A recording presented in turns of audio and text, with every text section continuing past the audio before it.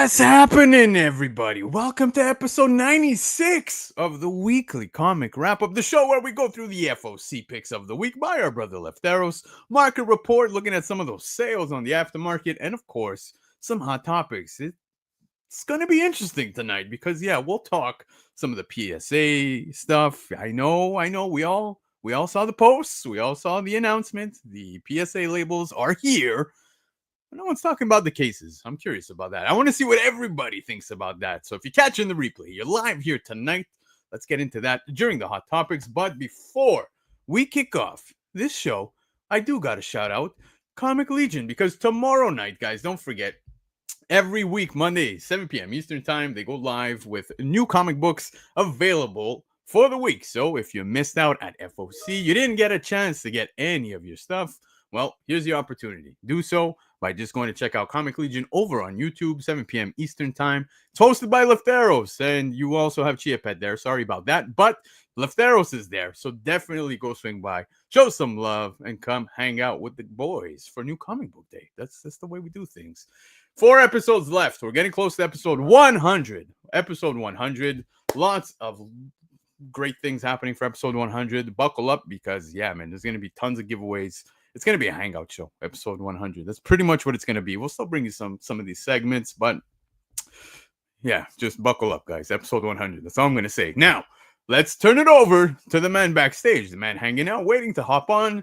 22 Comics, guys. Somebody who I've been rocking with for years. And before doing anything solo, anything cover price, Comic Kingpins. That's where I was at, man. They just went live at 7 p.m. Eastern Time with their Show Me Your Hauls. If you guys missed it, make sure you catch the replay. But 22 Comics always came up clutch, gave us some of the funniest videos over at Comic Kingpins, the greatest intros. I love chatting with this guy, and tonight I get to finally do so after so long. Guys, 22 Comics, what's up, brother? What up, dude? There you are, man. There you are. What's going on? Been a minute. Yeah. Hey, that makes the love stronger, isn't it? Like absolutely. And dude, look, obviously, guys, in the description of this video, you'll find the link over to 22 Comics' show, his YouTube page, and everything. But I was actually on just a couple months ago, right? Yeah, collecting uncensored. Yeah, that was not too long ago. Going through your collection and stuff like that, all this shit that you like to collect and whatnot, all the passion. I felt so bad that episode because, like, as much as I really wanted to bring my collection, there's no way in hell I could dig through all my stuff and be like, yo, this is legit my collection, right? So I just grabbed, like, the few boxes that were next to me. I'm like, yeah, let's just put these on. No, and it was fantastic. I loved it. Are you kidding me? That was like, that's the best part of that, is just forcing people to sit there and say, what is my collection? And then they just bring on whatever they can bring on. Like, and we just roll through it. I love it. I love it. Yeah. Dude, you do great things. I know that, thank you. We were talking just backstage a little bit, very briefly, about some of the gang, the crew over at Covrprice, the shows at Covrprice, but you do stuff on Monday nights too, man.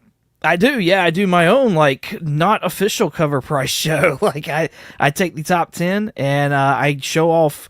We talk about those books, and then we show off, like, alternatives that I've picked for those top 10 books for everybody that's wanting to fight FOMO out there and stuff like that. I try to find books that are at least half the price of what they're going for, right? On the fair market value. And yeah, we have a great time over there. Freaking chat's awesome, and Michael Baker's over there hanging out, and we're doing a game as well in the chat. I mean, it's a great time.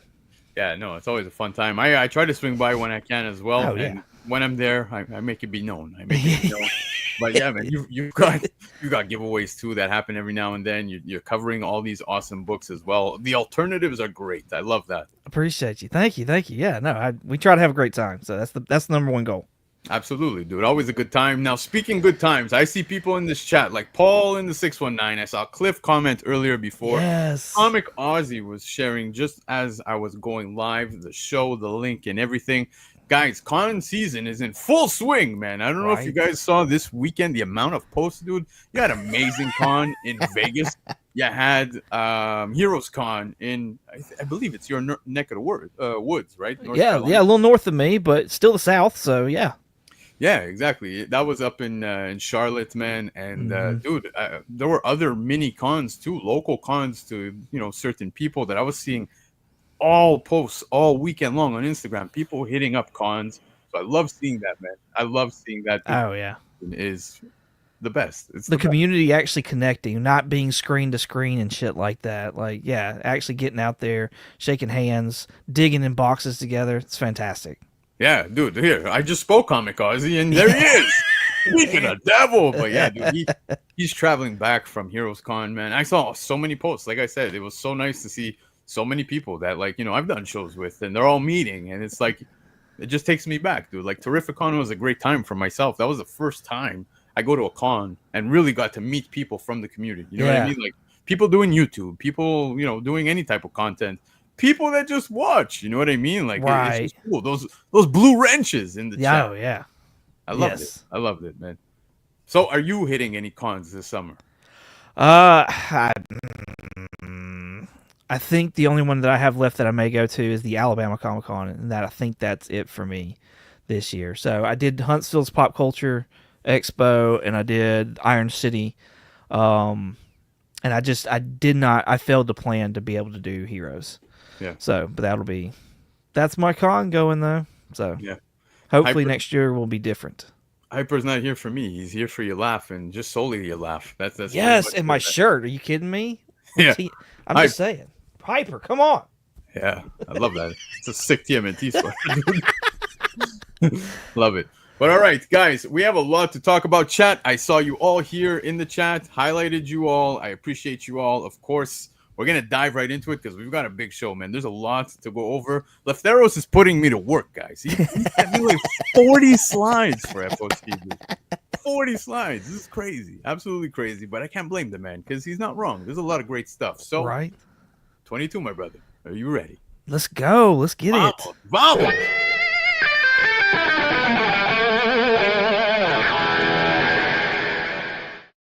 All right, guys. It's the FOC selections of the week for June 23rd. Now, if you guys live in the United States and you want to pick up any of these books, you have comicnation.us available to you. So go visit comicnation.us. They give you 15% off of the cover price, but you get an additional 5% off by using discount code Black Crown. Take advantage of it. Get that extra 5% and get your books in before you got to pay a premium on the aftermarket. Now, that's if you're in the States. But if you're in Canada, guys, you got Comic Legion. So 20% off already on the cover price. But if it's your first order ever, get an additional 5% off by using discount code ENLIST. So there you go. You get 25% off. If you're local in Montreal, Laval, Quebec, Canada, any of that stuff, they'll hold it. Even if you live far away, you live in the States, they'll do a hold box for you. Don't worry. Just, don't make it pile up type of thing. You know what I mean? Hold box ain't for 3 years, guys. I know some people do that. But anyways, guys, so those are your two options. And of course, if not, you also have your LCSs. But let's see what's on the list from Lefteros this week. First up, we have Absolute Flash, issue number 5. Here's the cover A. We're getting the first full appearance of Absolute Heatwave, looking absolutely nothing like in the main timeline, right? The main DC Heatwave that we've come to know, this is the complete opposite. I was gonna say, bro, looks like an elemental in this. Like, is he a big lava monster? Is that what we're getting? It's looking like it. That's fucking crazy. Yeah, dude. Absolute Flash has been a pretty interesting read. It's funny because I actually I met somebody last week who happens to be a comic reader, and one thing that he's reading a lot of is Jeff Lemire.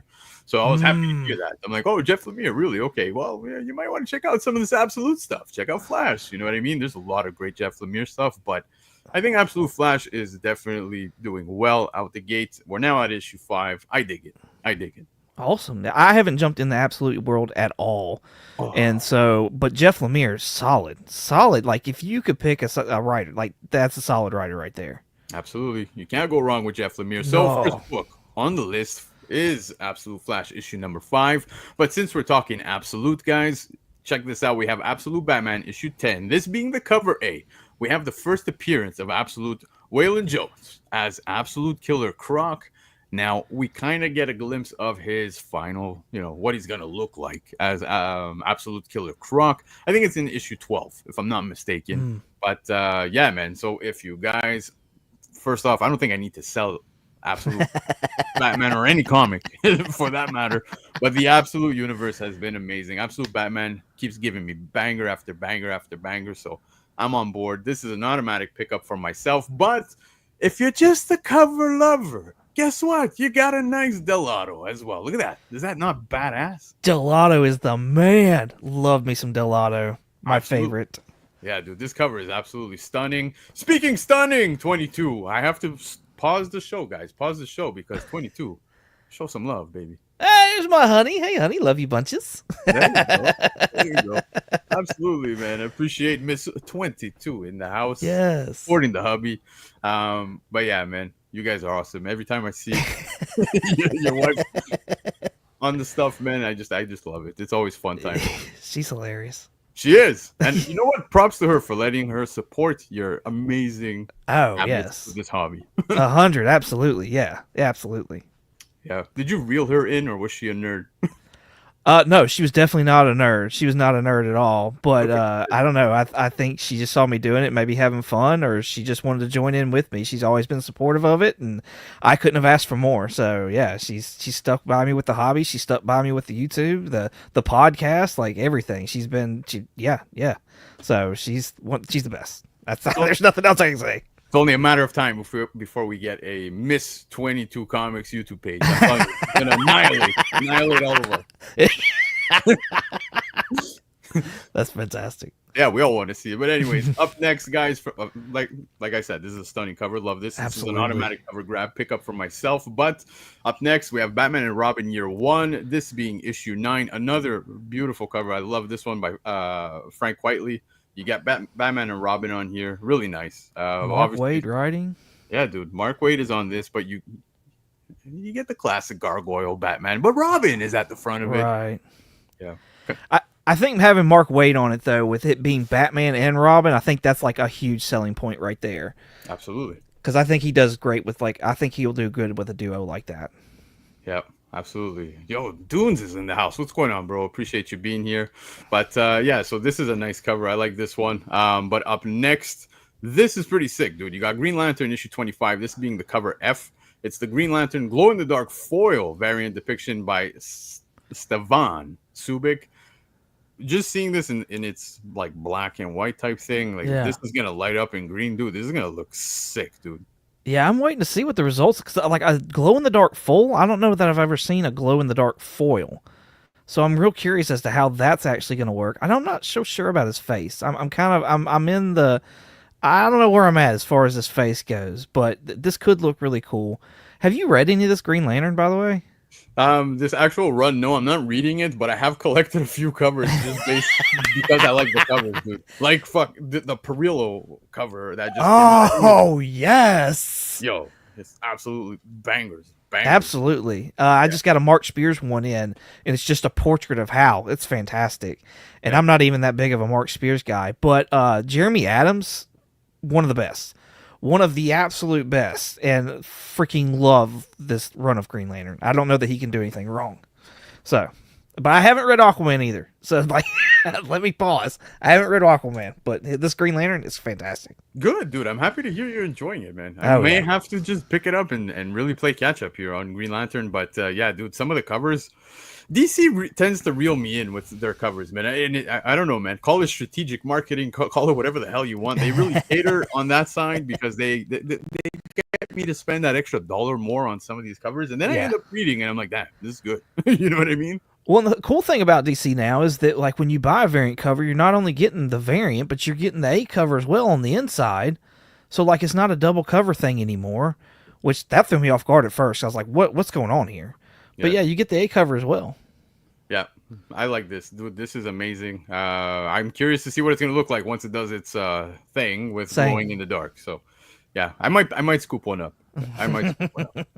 But anyways, up next, guys, EC Catacomb of Torment issue number 1. This is the cover A. Now we're getting a new ongoing horror anthology series here, and if you guys like these EC horrors, well, you might want to pick this one up. I know that some people were enjoying the Epitaphs one there.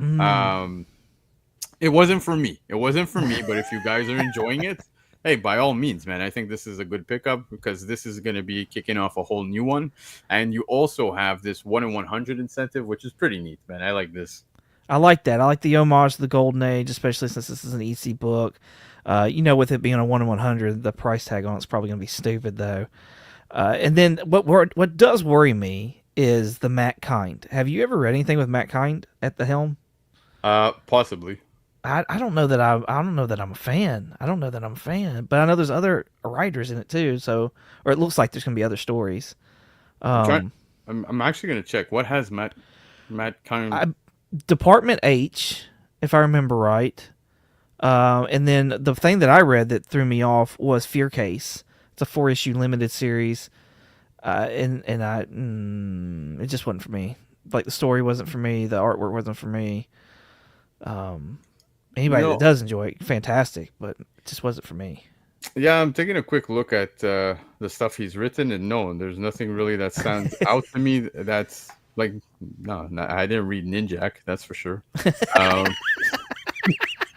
no disrespect. It's just No, no, no, no. I'm just it's just the it's way not you my did. cup of tea. Right, Oh, right. so hold on. There's Bang number one. That was Bang was okay.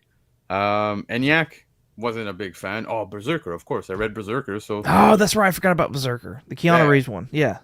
yeah, no. Well, there's the lot number one. This I didn't get to read, but I know a lot of people were going crazy for. This was from Bad Idea back in 2021. Mm. So there's that one, but yeah, no, I would say out of everything that he's written, probably Berserker and ENIAC. ENIAC was pretty good. I Okay. didn't mind. I didn't Yeah, mind it. I haven't read Berserker or ENIAC, so Berserker's pretty cool, dude. I know, what I I've know a heard. lot of. It's Keanu Reeves. It's guns blasting. You're just Right. enjoying yourself on that.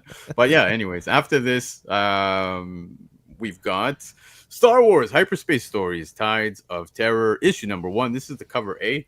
First appearance of Jedi Knight, not our vet. Hey, that's pretty good. I had to pause. I really had to pause. I'd have slaughtered that.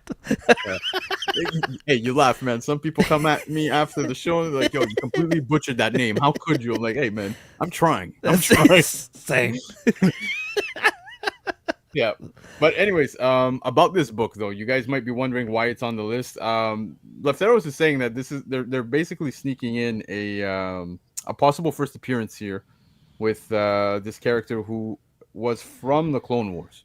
So if that be the case, I'm not the biggest Star Wars fan, so don't even at me for that.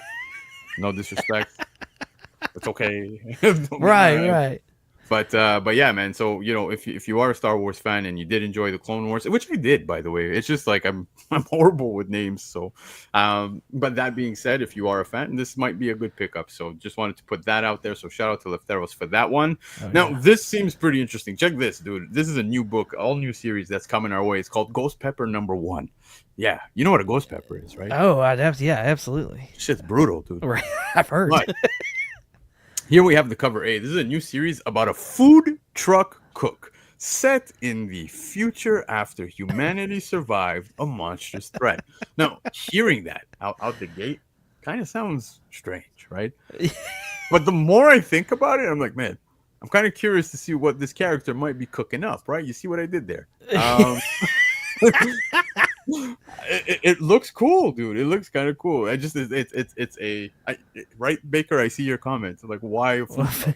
I have no idea, dude. And it's got me intrigued, man. It's got me really intrigued. So you have that. You have this amazing art germ cover. Oh, yeah. Cover right here. Art germ, dude.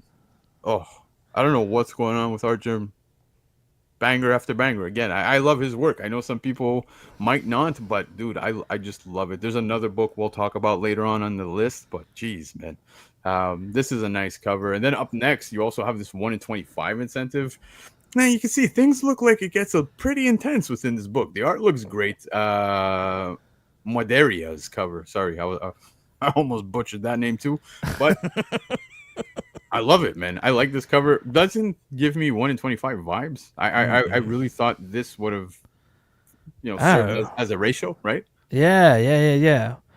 But I think he's also been doing a lot of those poses as like B covers lately too. So I feel like that pose is he's being using that a lot, just different characters, and I'm fine with that. I'm not knocking them for it or anything like that. I just feel like maybe that's why they didn't go incentive with it. This Yeah. book reminds me of like Pacific Rim. You know how there was that area in Pacific Rim that was almost like the black market where they'd use like the kaiju parts afterwards? Like this is what this kind of reminds me of just based off of the synopsis of it. Now that may be not it at all, but it's still like, could we get that underworld side of like kaiju battles and whatnot? That'd be cool. So look, I see some of the comments coming in. Joe Mad. I know it's Joe Mad, dude. Like he's some of the best covers ever. Like that Wolverine, dude. But this, just to me, feels a little less than like a ratio. But still it's a nice cover. Very nice cover. Oh yeah. I like the art job. I like the art job. That's me. That's me. Yeah. Yeah. I mean, I could see that being an A cover. Like that's what I'm getting. Like I'm kind of with you. Like I could see this incentive being an A cover. Like I could see that being the issue too. Yeah. So I'm not knocking it. I'm not saying it's not bad or it's not good. I'm just Yeah. I don't know that I see anything extra with it. Yeah, but I'm with the chat, man. I see everybody's, happy to see a Joe Mad cover, and I do agree with Love for Comics on the Arjun being the best cover so far on the list. Well, it's hang tight because there's a lot more, but still, this book actually has me interested. I am gonna give this a read. I'm gonna give issue 1 a total shot for sure. And if I can get this Joe Mad cover, yeah, I'll try to get one. I will. Don't worry. Don't worry. All right, yo, I have to say, okay, call me crazy. Call me crazy. Ben Harvey out of pocket with this one for sure, man. This is a wicked cover, dude. This One World Under Doom issue 6 main cover solicitation actually implies this issue will feature One World Under Doom crossover revelations. So there's a few things here that we need to talk about. One, this cover, right? Oh, absolutely. Like this is a body horror cover. How is this not an incentive? That's what I want to know. Like that's wild. Dude, if you guys are not reading One World Under Doom, please do so because it's been such an amazing ride for the first 5 issues. I'm totally picking this up because I want to read it, but cover wise, this right here is insanely good. I love it, but we don't only get this, guys. I think they're cooking up something because no, I missed it. Okay, I'll show you guys later. I left it on the back end, but there's other covers as well, the Campbell ones, and a Marvel Rivals one. So I'll talk about that a little later on. But yeah, they're cooking up something with this one. So let's get into the next book, and we'll come back to that. But this ends tonight, number 1, another new mini series that actually has my interest at 100%. 2 sisters hunted by assassins for their shocking family secret. But what I like about this, dude. The Jay Lee cover is amazing. I think this is it a 3 or 4 issue? I think it's a 3 issue, something like that. Okay. But the art by Jay Lee in this, like, dude, I love Jay Lee's art. So, like, it goes without saying. Without saying, it's a pickup for me. But check this out, dude. This 150 incentive for this ends tonight, number 1. It's actually an Adam Hughes cover, man. And dude, you get an Adam Hughes cover, you get Jay Lee art on the inside. Yo, this is gonna be a stunning book from front to back. At least I think so because I love Jay Lee's work. Yeah, but the story sounds pretty cool. I don't think many shops are gonna be ordering 50 copies of this book. No, probably not. I mean, if they do, it's just to get this Adam Hughes cover. So yeah, it's nice. It's definitely nice. Yep. Yeah, man. Ben saying finally this was supposed to be out in April. It's been delayed a lot. You got Baker saying, so basically the series is Kill Bill with sisters. I guess, yeah, that's kind of what it sounds like, right? But yeah, man.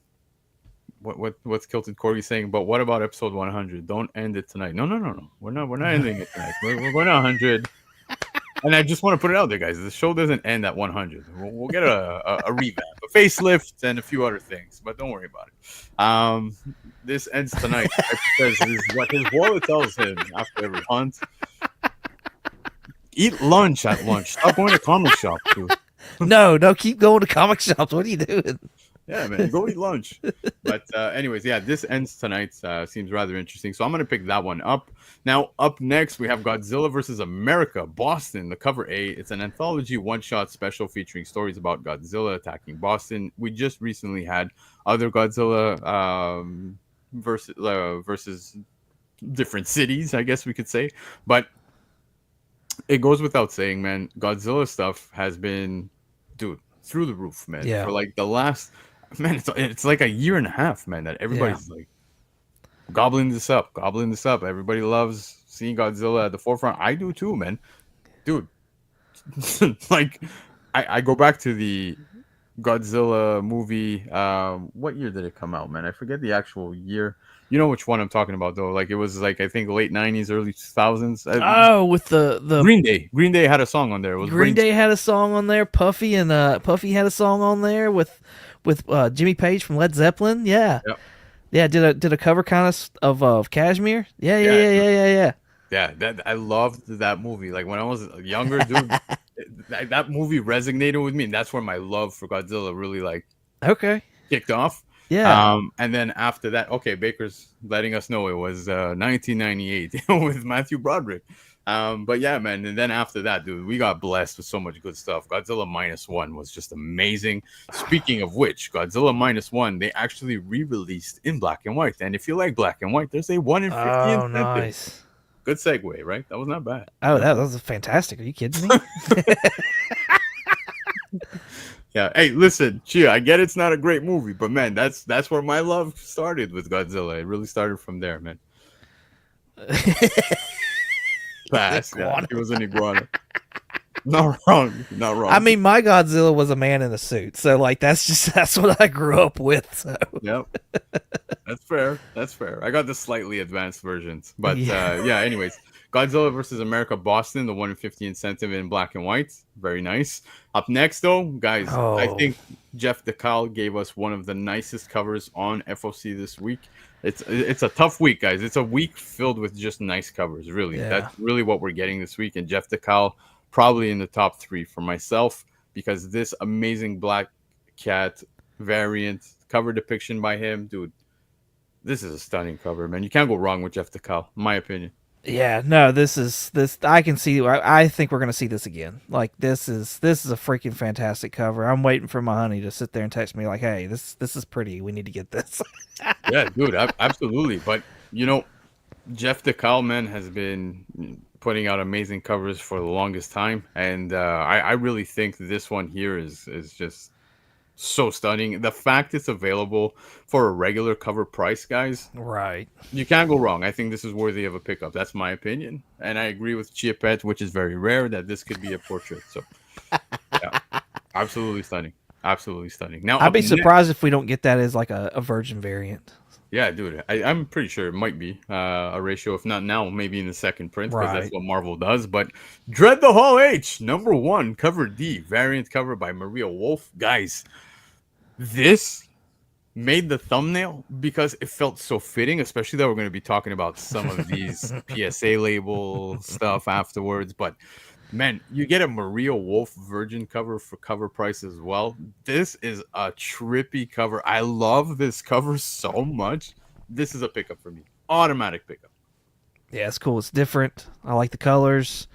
That seems to be a thing now. Mark Spears has kind of I've done that. It's where like we've got to have colors now. We got to have all these different colors. So which is pretty cool. Yeah, dude. It's very, very trippy, man. And you know what? This might be one of those things where Maria Wolf pulled me in based on the cover, and I'm gonna give it a read. I'll see how it is. If I like it, I stay on board. Nice. Nice. Derek, I feel you, man. Maria Wolf brings the fire. Brings the fire, man. Love it. But it's an amazing cover. This is a pickup for me, automatic. Now, Jeff the Landshark has an issue #2 coming out, and here we have the Marvel Rivals variant. Jeff the Landshark cover depiction by NetEase Games. That's right. So if you guys are still playing Marvel Rivals and enjoying yourself, well, the Marvel Rivals and NetEase covers continue to come out, and here we have one with Jeff the Landshark. And if you still want some more Jeff stuff, you also have this amazing 1 in 50 incentive. Look at that. Look at that. That'll be it right there. Because we just got the first appearance of Shadow Jeff, did we not? In Yep. issue 1. Yep. That'll be the book right there, I bet. Yeah, I love this. This is awesome. And there was It is another cool. cover. Don't even ask me to pronounce the guy's name. Coco something.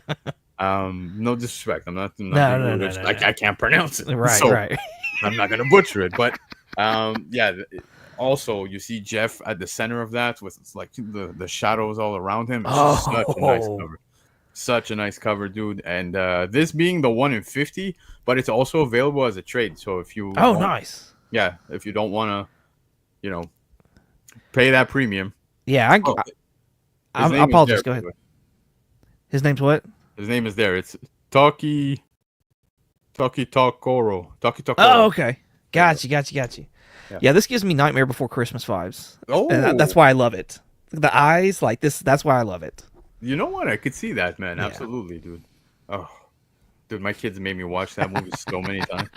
So many times. It's the songs, man. It's the songs. Yep. Yep. Lefteros loves Jeff the Land Shark. That's probably it. But yes, a lazy 1 in 50. You guys know how Marvel does it, guys. We get those virgins of covers that we have available at regular trade. But I do appreciate them at regular trade. I will say. I don't want to pay Yeah. the premium. That's me. But Same. anyway, let's keep it rolling because up next, this is what I was talking about, guys. So I mentioned the One World Under Doom issue number 6.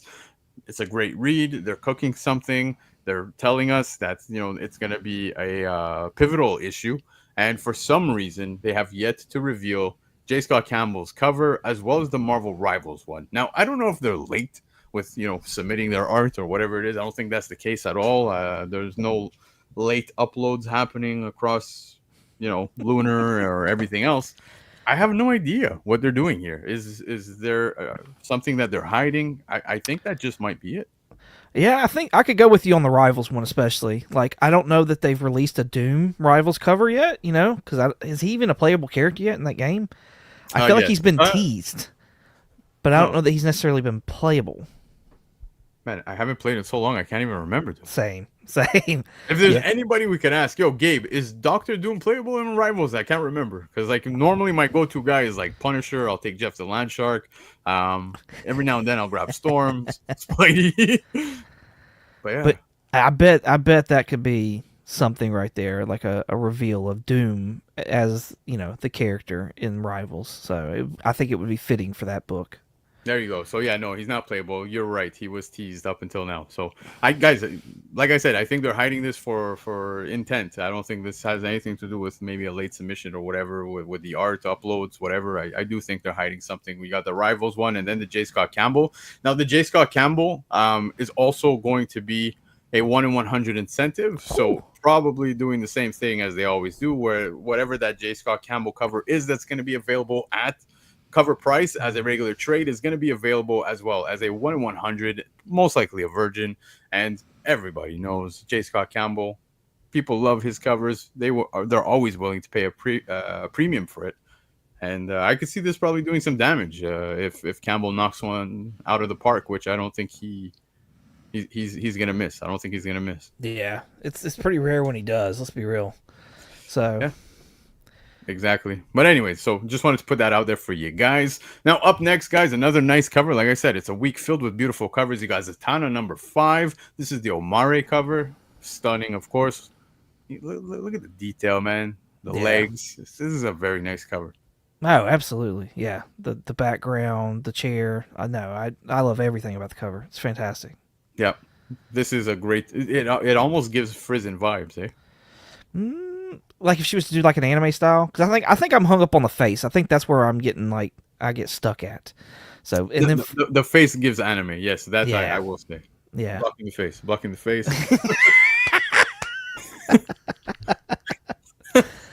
But anyway. something about what Frizen does with hair too, like those bold lines to sit there and like accent the hair and the strands and whatnot like that. Like Frizen's a hot, like I don't know, man. Well, if you like Frizen, hang tight, guys, because we will talk about that in just a minute. But DC, Sonic the Hedgehog, number 1. It's going to a 4th print, guys. 4th print, man. And we're going to have this cover here with Knuckles as Superman, cover depiction by Pablo M. Collar. Now, I know on the later prints, we've gotten Sonic as Flash. You have Shadow as Batman. Now you've got the Knuckles as Superman.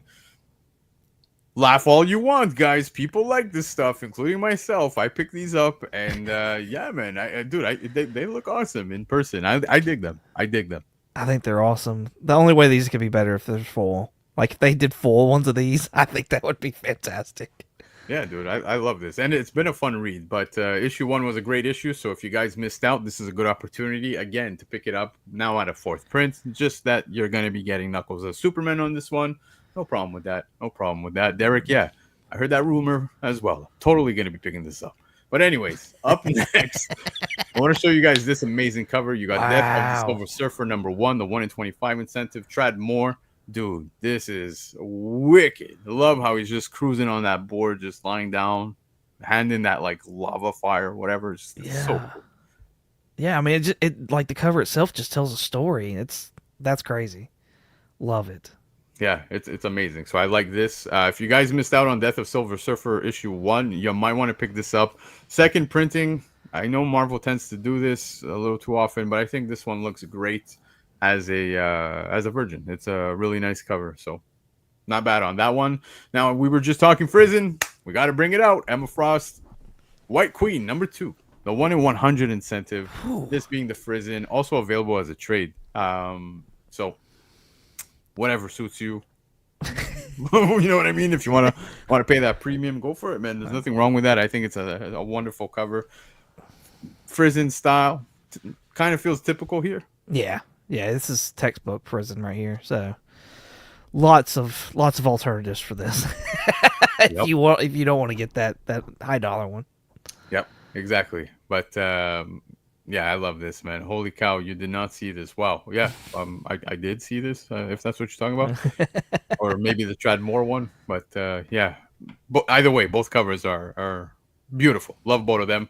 But up next, guys, Invincible Universe Battle Beast issue #3, the 1 in 100 incentive by Simon Bisley. Dude, this is a sick cover, dude. Mean as hell. Yeah, I love the detail. Love it. I like this. You know, I just opened my blind bags. I had 6 of them from Comic Legion. I only just opened them this week. Did you get anything good? I did. I got the first appearance of Battle Beast, which I was very happy with. In the foil, and I got the Marvel team up in a foil. Oh, nice. Yeah, the rest are some ratios, and I got 2 cover A's. So yeah, no, sorry, I got 1 ratio, 2 ratios and 2 cover A's, and those 2 books were the ones I wanted anyway. So anything else, I was just like, oh, cool. You know what I mean? Oh yeah, fantastic. You hit it good then. Yeah. Yeah, but the artwork inside is amazing. It was a good story. I had 2 cover A's, so I made sure to read one. And yeah, dude, I think not enough people talking about the actual read. So definitely, you guys need to pick this up, man. Ryan Otley's doing amazing work. Kirkman's doing amazing work. I know that, those of you watching, Covrprice, we don't do it intentionally. You guys make the list when it comes to the top 10 or the shakers. Whoever's buying out there in this world, you're responsible for that list. And I've been seeing a lot of Ryan Otley, man, and I love it, dude. I'm happy to see him getting this type of attention, man. Ryan Otley's doing great. Oh, absolutely. He deserves it too. Absolutely. Yeah, exactly. But anyways, moving on from Battle Beast, guys. Sonic the Hedgehog issue 80. Yes, the 1 in 25 incentive by Natalie Foudrain. You got Shadow on there. How could you go wrong? Guys, these Natalie Foudrain incentives, no matter what issue, man, no matter what issue, non-key issues as such, they do well. They do very well on the aftermarket, especially the early ones. I like this cover. I'm a big fan of Shadow, so yeah, I think this is one I'd be willing to pay the premium for. Okay. There you go. I know. I feel like I'm so alone every time I talk about Sonic. Everybody's like, "Okay, cool, move on." Well, I mean, I do find it funny every time I look at the top 10. You see a Sonic book on there. It's a ratio every time, and I guess I don't understand. Like, is it just the print count is so low? Is it like there's not enough people that can barely makes a 1 in 10? Like, what's the deal there? What do you think is the deal when it comes to the Sonic books? Yeah, and the incentives, because those are the ones that make the list every time. Well, the ones from back in the day, dude. Like, I'm talking earlier issues of this from IDW. Like, not many people were ordering up to these points, right? Yeah. Natalie Foudrain covers are really stunning. I think that the artwork is amazing, very suited for the Sonic universe. And on these incentives, Natalie Foudrain hits home runs. And because of scarcity, you throw that into there, and then you add the fandom craze when it comes to Sonic, like this delusional guy. People are willing to pay that premium, man. I guess it's just odd that like that's one of the ones from IDW that always makes the list. Like it's just it's just because it's a ratio usually. So like you never see like TMNT on there. You know what I mean? Or I don't know. The IDW properties really. Yeah. Oh, there's tons more we can dive into Oh with yeah, these yeah. boy shows, dude. Like, especially, anyways, I feel like that could be an episode on its own, so I'm not gonna dive. But I will shout out Katie. So thank you, Katie, for being in the chat. K-pop. There you go, guys. If you're not subbed to Katie K-pop, go do so, please. Do it. Yes. All right, Marvel doing this, the one thing I can't stand, but either way, we will talk about it. Spider Girl #1, the 1 in 25 incentive, Nakayama cover as a virgin. We had this on the first print. Marvel doing second print virgin.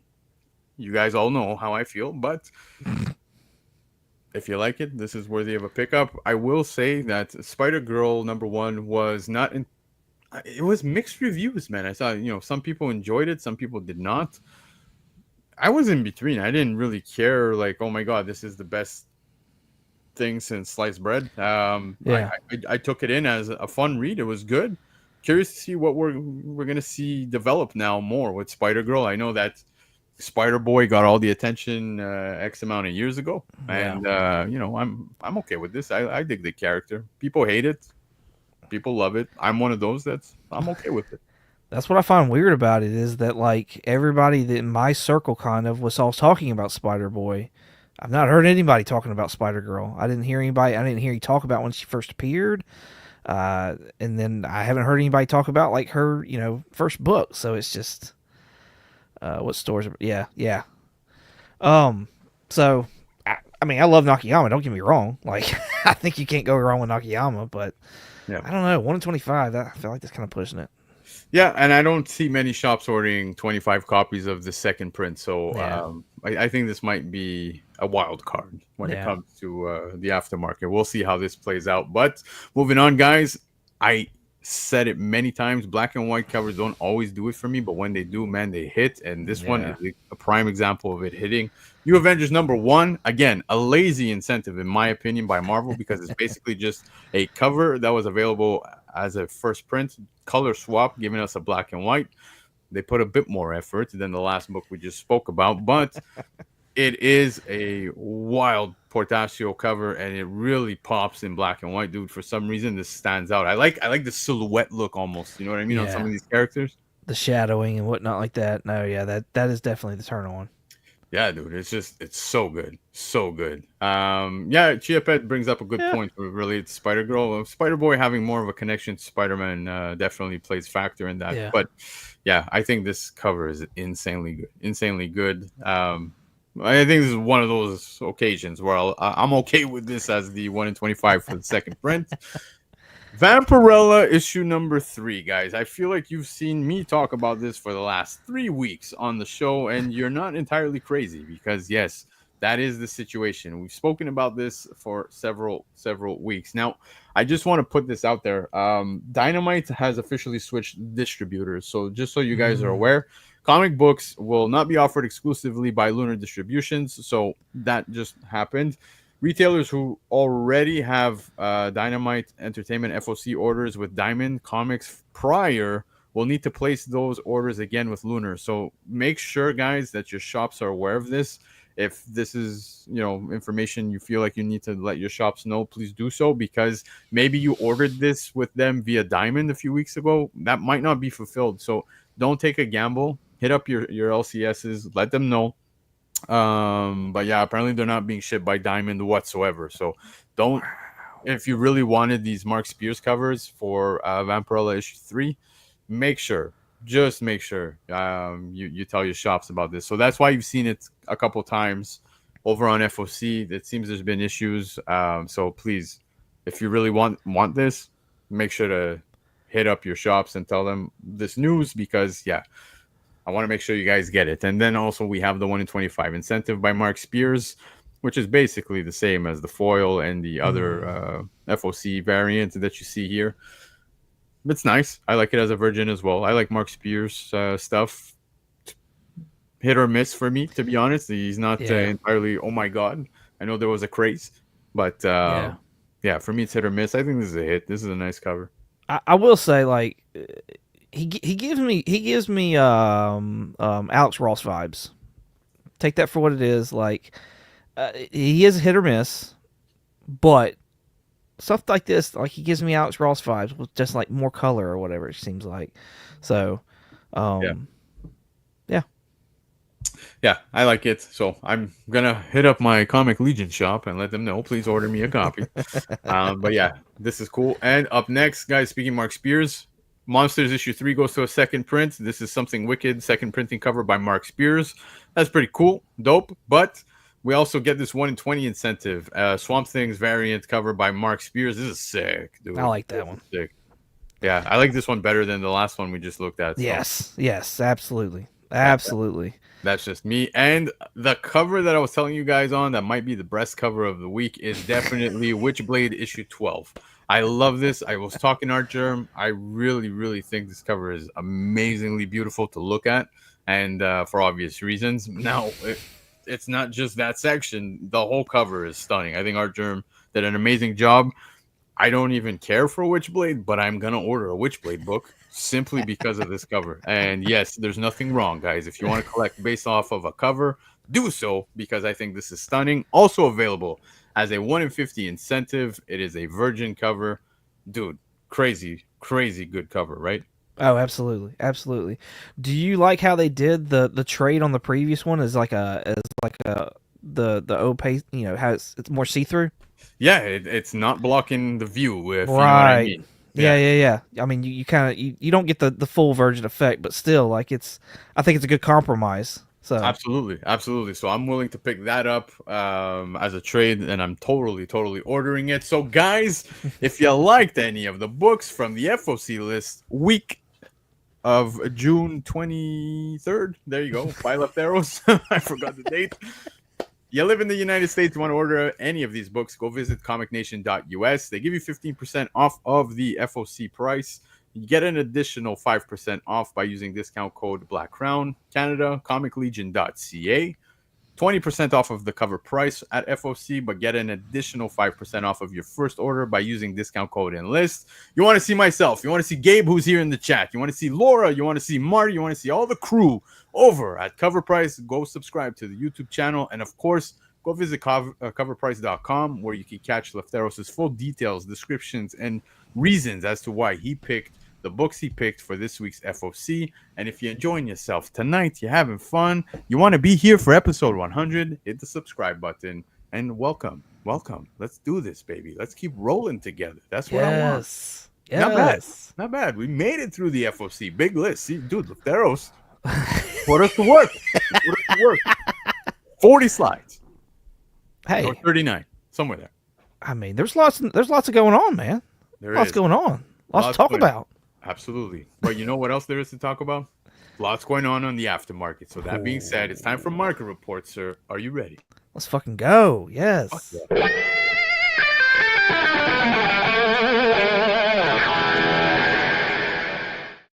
All right, guys, market reports. This is where we look at the books that sold on the aftermarket within the week. Now, of course, looking at multiple lists, whether it be House of Stein, CBSI, Key Collector, Cover Price, Go Collect, checking sales on eBay. You got Instagram. I check that too. I have certain few that I really enjoy checking out their pages. You got Ferdbird, you got Mr. Longshort, you got so many great people out on the community. So do check out all of these people over on Instagram. But most importantly, at least for me, and I think 22 feels the same way, Michael Baker. That's right. He hits me up with the Baker Shakers every single day. He hits me up, DMs me, let me know what is selling on the aftermarket. So, he's a huge supporter of this channel, huge supporter of your channel. 100%. 100%. Michael Baker's a huge supporter, period, dude. Wow, he's the guy. He is the man. Absolutely. We have lots of great supporters in this chat, by the way, so I appreciate everybody. Michael Baker, man. Michael Baker's putting in some work to contribute to the show as well, so I appreciate him. Oh, 100%. 100%. And long time supporter. Yes. Oh, yeah, dude.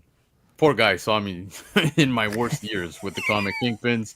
And I'm not saying because of the Kingpins. I'm saying no. Like, I sucked. You did suck. Shut up. Yeah. But anyways, all right, let's check out book number 1, because the first one is Vampirella number 1. Look at this amazing cover. You were just talking Alex Ross. Yeah. This one takes us back to 2010. Alex Ross Chase Virgin cover. There's only 25 total graded copies on the CGC census. This thing is a ghost of a book, and when it does sell, my God, does it command a nice little premium, because the CGC 96 just sold for $500 Mm. First Baker Shaker this week.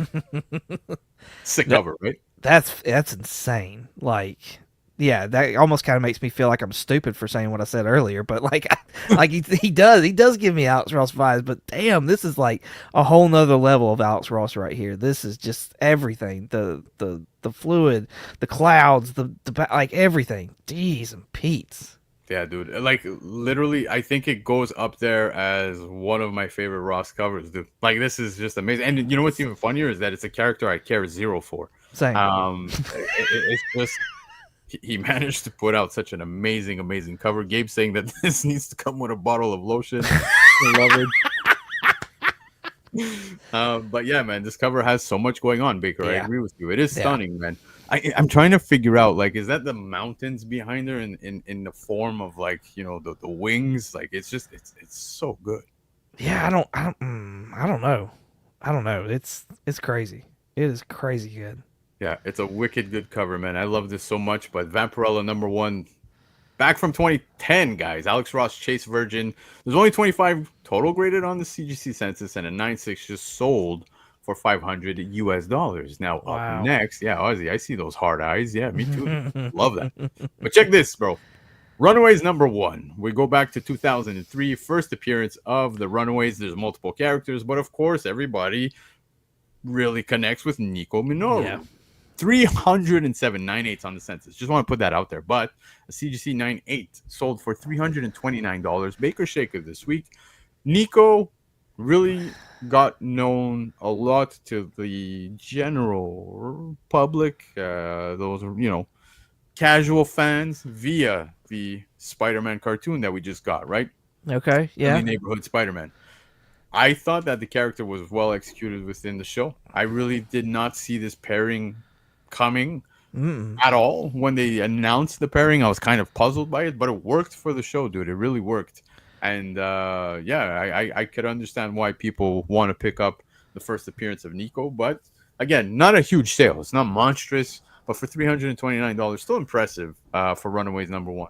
I was gonna say, if you'd asked me what it would have sold for, I wouldn't have guessed 329. I wouldn't have guessed 300. I wouldn't have guessed 200. Like, I figured the Runaways would have been off of a lot of people's radars right now, ever since that show on Hulu or ABC, whichever one it was. Like, since that's been gone.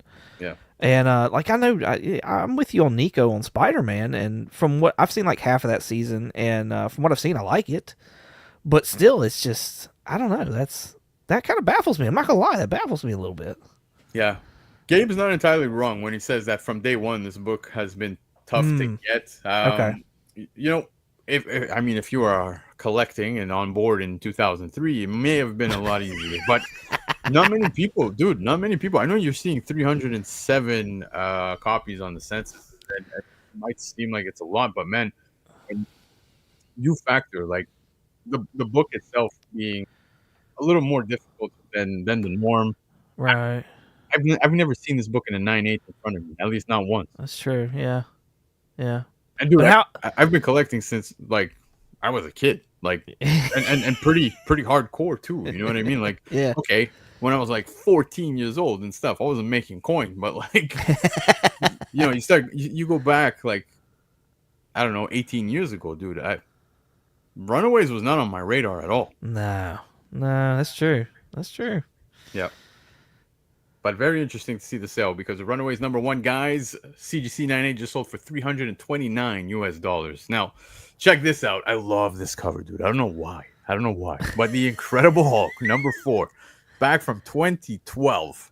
Del Mundo cover right here. It's a 1:50 ratio. There's 44 9/8s on the census of this, and 34 of those 44 are blue labels. CGC 9.8 sold for $699. Book's a ghost, dude. A complete ghost. Nobody was ordering this.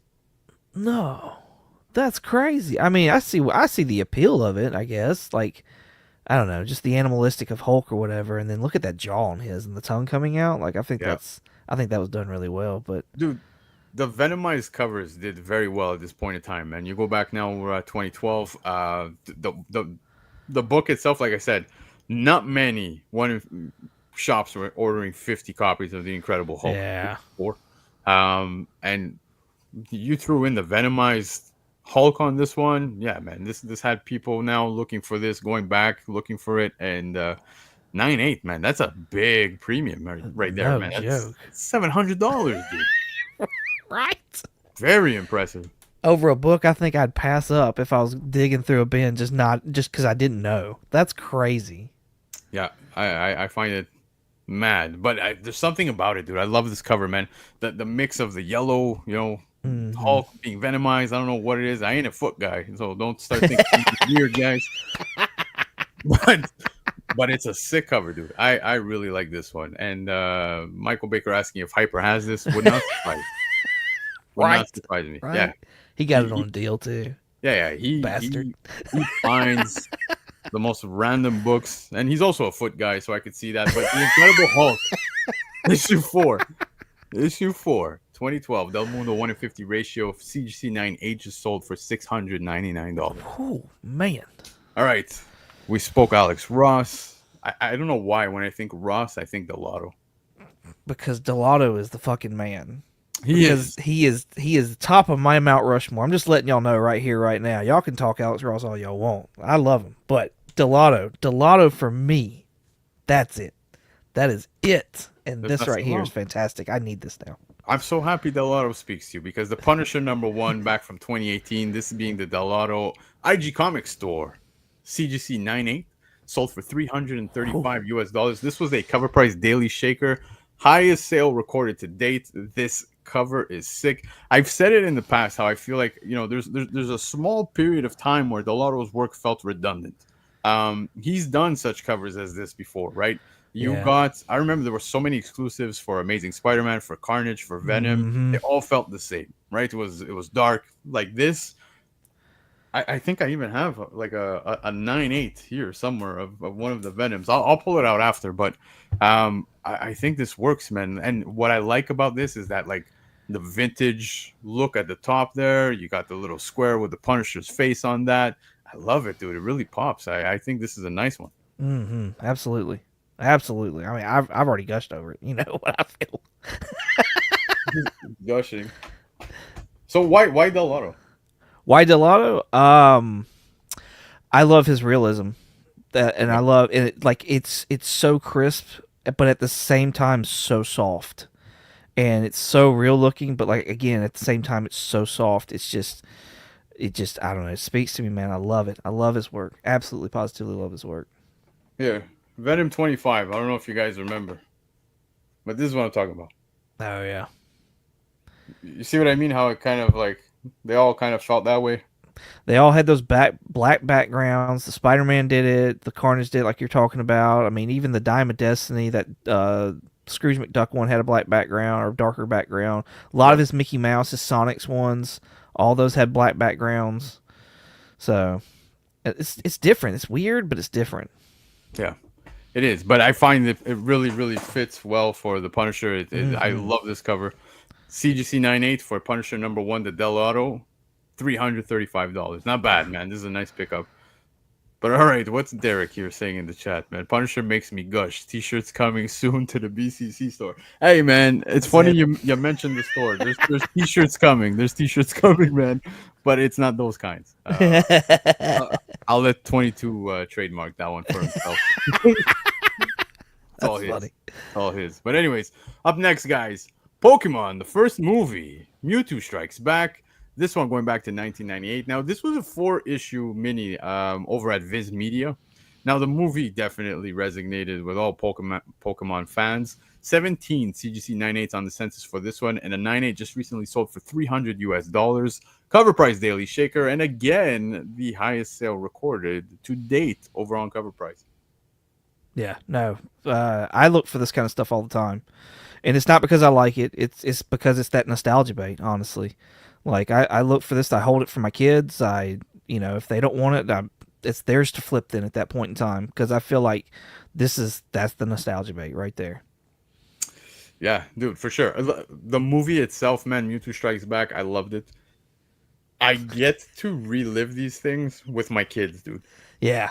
Yeah. And that's what I love is like now my kids are all into Pokemon, all into like Hot Wheels, all into like Spidey and his amazing friends, the Avengers, all this stuff, dude. Yeah. And rewatching these with them, man, it's just amazing. And nostalgia, dude. Nostalgia, especially for people our age who grew up with some of these things. Look at that, man. People look back at this and it's an automatic pickup. This is something you might want. You got Derek C in the house who said, shit, I saw this book today at Fantastic on the Street. Dude, if that was a 9.8, man, try to remember who sold you, who was selling, because yeah, you can make some coin if the price was right. Love for Comics, thank you so much for that, dude. You didn't have to do that, man. Awesome. I'll buy Love for Comics. Not Love for Comics. I'll buy 22 Comics and espresso tomorrow morning. Yeah, because we still got to get into some of the hot topics, but we have some more books to talk about. So, Pokemon, the first movie, Mewtwo Strikes Back. This one being issue number 1, CGC 9.8, $300. I love this cover, dude. Batman and Robin Adventures 21. We go back to 1997. This is Ty Templeton. He did the story, the cover, the art. He did everything. There's 109 CGC 9.8s on the census. I know it sounds like a lot, but still, CGC 9.8 still commanding a coin because $200 again, highest sale recorded to date over on the Covrprice Daily Shaker. Yeah, but I mean, look at that the black. I can't even talk. The black background that it has. So I guarantee you, trying to find this at a 9.8 is going to be hard, anyways.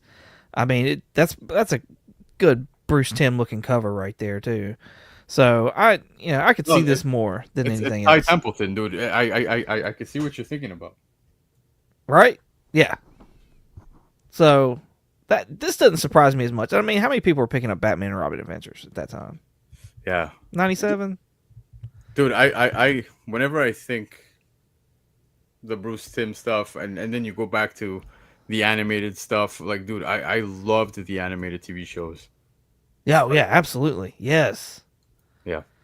You watch them, right? No, that's why I'm here today. Probably is because of really Batman the animated series, and then X-Men. Before there was X-Men 97, like the original X-Men. Like, yeah, absolutely, yeah. That was my shit growing up. Yeah. See, again, Ozzy saying shit. I saw this at Heroes Con this weekend. Con season's in full swing. Con season, full swing. Look at that. I'm happy you guys are seeing these books. Love for Comics, thank you again, man. Now I owe him a double this special. So there you go, man. We'll keep his ass up tomorrow for work. But, Batman and Robin Adventures 21, CGC 9.8, guys, $200. Up next, this is pretty cool, dude. I haven't even read this, but Donatello the Brain Thief #1. This one goes back to 2009. Apparently, this is Jim Lawson. 4-issue mini-series, and apparently this takes place after TMNT issue 9. So I'm not too sure what this story is about. I haven't read it, so kind of had piqued my interest when I saw this. Raw near mint, $100 for, again, this is a raw copy, guys, and it was Covrprice Daily Shaker. Again, highest sale recorded to date. Hyper, I'm sorry, I knew this was going to be like one of those where you're like, shit, I need one. I put issue #1, but that's not the case. It's issue #4. Okay, so that's a typo on the slide, but I do want to just correct myself and let you guys know this is issue #4. So it's the final issue. Now, apparently, this 4-issue mini, like I said, takes place after TMNT 9. I got to go back and check this out now. I want to read this, and raw copies at $100. I don't think I'm going to be able to read a physical copy, but there's always the digital option. Absolutely. Yeah, I mean, Mirage imprint, like last issue of a limited series. I've never heard of this. Like, and I'm a TMNT fan, so I'm not saying I've read or seen everything, but like, no, this is crazy. Yeah, it's pretty dope, man. Oh, Love for Comics is making it a triple now, dude. I'm gonna have to get you like we're getting to like frappe territory here with all these stickers, but. Love for Comics, thank you. You don't have to do that, man. I really, really do appreciate it. But yeah, man, Donatello the Brain Thief, issue 4, not #1. Raw near mint, $100. Now check this, dude. This is sick. You got Street Fighter and Friends 2017 swimsuit special. If I'm not mistaken, Comic Ozzy picked this up at Heroes Con this weekend. Ozzy, let me know if that's the case. But this one being from 2017, it's a Vampirella #1 homage by Joe Vriens. You got a Raw near mint. Run your mint at $230. Covrprice Daily Shaker, highest sale to date, dude. I Wow. love this cover. This is sick. Wow. Yep. I wish I knew more about the character, honestly, because like it's interesting to me. And then it makes me wonder, like, why'd they go with the Vampirilla? So that's crazy. Yeah. Again, it's another book that I'd see and I'd be like, ah, and I'd probably pass right by it. Yeah. It's really a sick cover. The homage, I think, is very well done. Mm-hmm. Correct me if I'm wrong, but I think it's very well done. No, I don't think anybody's here to argue that. no. Um, who put this in the chat? Hold on, where is it? Yeah, Love for Comics. Yeah, it is Deathstalkers. Man, it's Morgan. So Okay. just putting that out there. But the swimsuit specials have tons of covers that tend to come out, and I think this one absolutely stands out above the rest, in my opinion. Ozzy's saying, "Oh, not this one. Did you pick it up? Did you pick it up? I thought I saw you post this, dude. I thought I saw you post this." But yeah, man. Beautiful cover. I love this. Street Fighter and Friends 2017 swimsuit special. Rondier mint $230 US. Crazy. Derek, you can't be wrong. BC artist subjective. That's fair. Yeah, you're not wrong. You're not wrong. I appreciate you, Derek. Thank you. But all right, check this out, man. Hyper putting in some work too, because apparently he let Michael Baker know about this. Look at that. Thank you, Hyper. Wow. Red Sonja, She Devil with a Sword, issue number 2. This takes us back to 2005. It's the RRP edition, and the cover is by Adam Hughes. A raw VF copy plus sold for $600 US. I'm a bit suspicious about this sale, dude. A bit suspicious, and I'll tell you guys why in just a second. But Baker Shaker, wicked cover. This thing's almost impossible to come around. RRP edition. It's a ghost of a book, but yeah. What do you think of this? What's RRP? What does that mean? It's the retailer roundtable program. Okay. So I think the way it worked is like they selected, like example, Dynamite selected certain retailers that qualified for this, and there was like a handful of them, right? So there wasn't so many of those. Yeah. But that being said, because it's such a scarce book, it does sell for a bit of a premium. But what I found interesting is when I was verifying this sale over on 130point.com, I found the seller, and you see a list of the same book in the same photo on like a long box, and each sale being a different one, and it gets higher amongst 3 sales. So I was kind of like suspicious about this. So I'm going to report this. Yeah. But it was a bit sus. Yeah. I mean, nonetheless, it's definitely a cover you should be looking out for. Adam Hughes, fantastic cover. Like again, like a lot of this is stuff that I just didn't even know existed. So let's Yeah, he's one of Baker's apostles. He's got him working. You know what I mean? Like that's a good one to have, though. Like, let's be real. Yeah, he is. But yeah, man, Derek, could it be fuckery afoot? I have no idea, man. I was looking at that. I kind of felt that way. So I am going to keep an eye out to see if this does sell again in the near future. But I noticed that there was a small gap between the last 2 sales. And then that first sale actually took place like a month and a half ago. So I didn't know, man. I found it a bit weird. Yeah. So who knows what ended up happening there. But regardless, I do want to report that Red Sonja, according to 130point.com, which is always 100% spot on in my opinion when it comes to sales. She Devil with a Sword issue 2, the Adam Hughes RRP edition, raw VF plus $600 US. Now up next, Gotham City Sirens #1.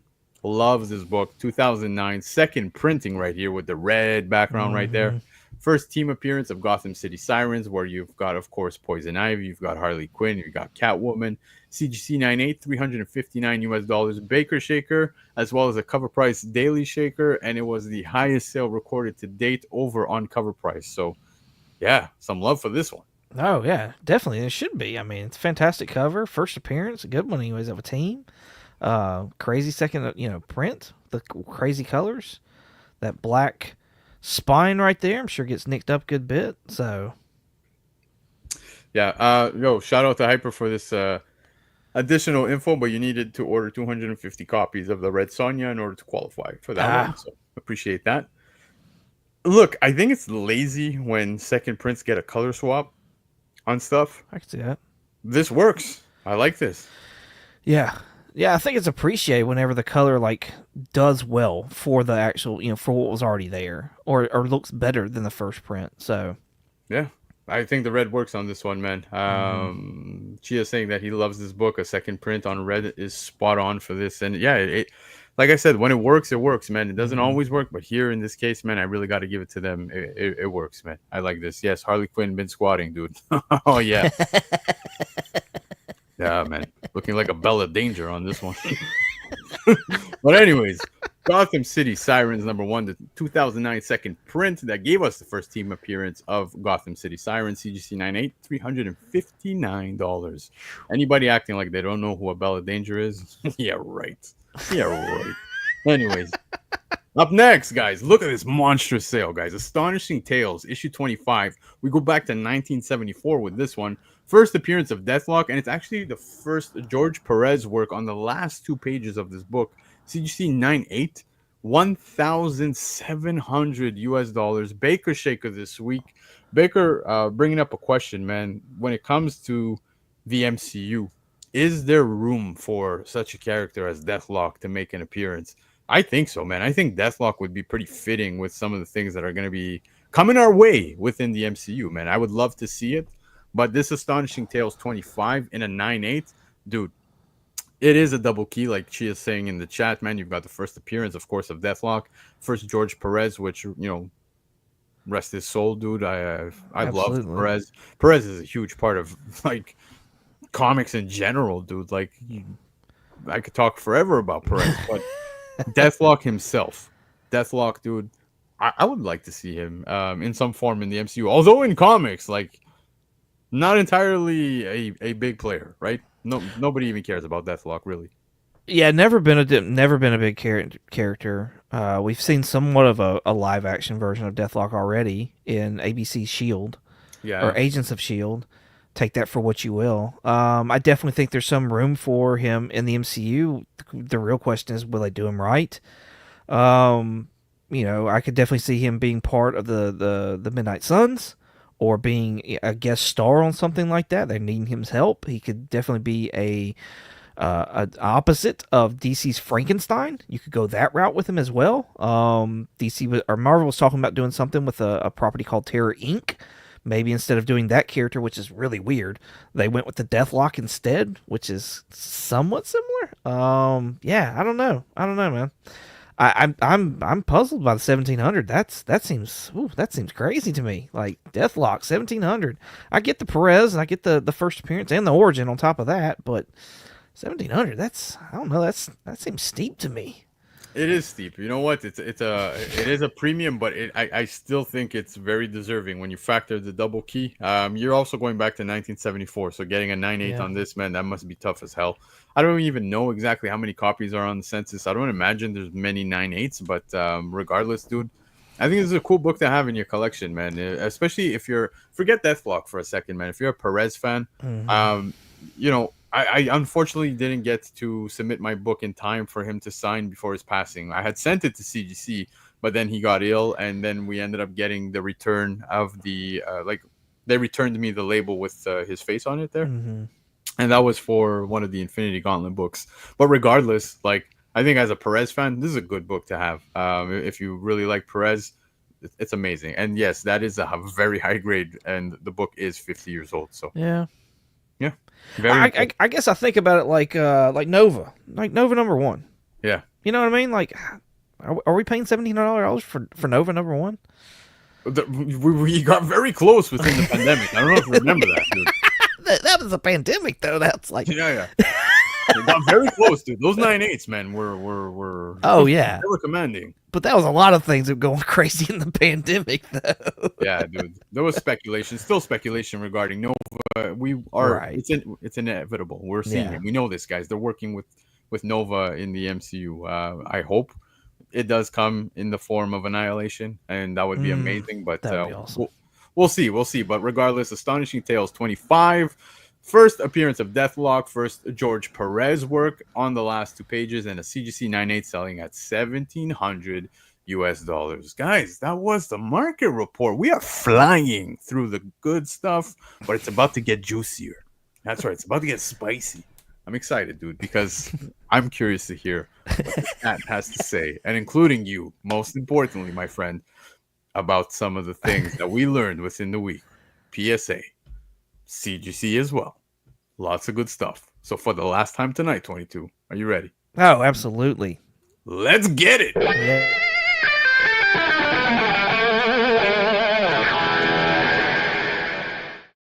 All right, guys, this is it. This is it. It's the hot topics, man. I've been excited to talk about this one throughout the entire week because, yes, PSA finally revealing their labels, their submission dates, the grades, how it's going to work. Finally got everything that we need to know when it comes to that. But there's also some other news that dropped this week. So, 22, let's kick it off a little light for everybody. We just found out, guys, that Jon Bernthal will officially return as the Punisher in Spider-Man Brand New Day, which I'm very excited about. Love Jon Bernthal as the Punisher. He's now going to be in Spider-Man Brand New Day. And what's interesting about that, the casting for Brand New Day has a lot of people that are rumored. We do have confirmations, like what's her name, Sadie Sink and whatever. Mm-hmm. No idea who she's playing yet, although everybody's got a guess or two when it comes to that. But what's interesting is that Jon Bernthal, we just recently saw in Daredevil Born Again. And in Daredevil Born Again, the guy was brutal. Didn't care. You saw some side to the Punisher, which was amazing to see on Disney. But how will they handle when it comes to Spider-Man? Now, I put this up there for you, okay? It's interesting because in each movie, Peter's pretty much got a mentor, so to speak. It's always a team up. It almost feels like it's a team up movie every issue, which is amazing because comics, that's Peter Parker, guys. You guys remember some of the Spidey books, Amazing Spider-Man itself, Punisher making his first appearance in a Spider-Man comic, so it's very fitting. Mm-hmm. Homecoming gave us Iron Man. You had Far From Home, where you had Nick Fury, and I'm also gonna give it to Mysterio, dude. Jake Gyllenhaal pretty much played somewhat of a mentor throughout that movie. And then in No Way Home, you had Doctor Strange. Here, it looks like we're going to be having Jon Bernthal. Will he be that involved within the film? We shall see. But this is exciting news. Oh, absolutely. Absolutely. But I think the question is, like you're saying, like, is he working with Peter or is he working against Peter? Because right now, Fisk has Bernthal. So but he escaped. He escaped at the end in the post-credit scene. Well, he was breaking that guy's arm. He was. We didn't see him leave the cage. You heard the keys. You heard it. You heard it. If I don't see it, it's like a dead body. So then Tony Soprano's still alive, guys. Maybe. Yeah. I'm just saying. But there's also rumors of what's his name, Mark Ruffalo coming in as the Hulk. Yep.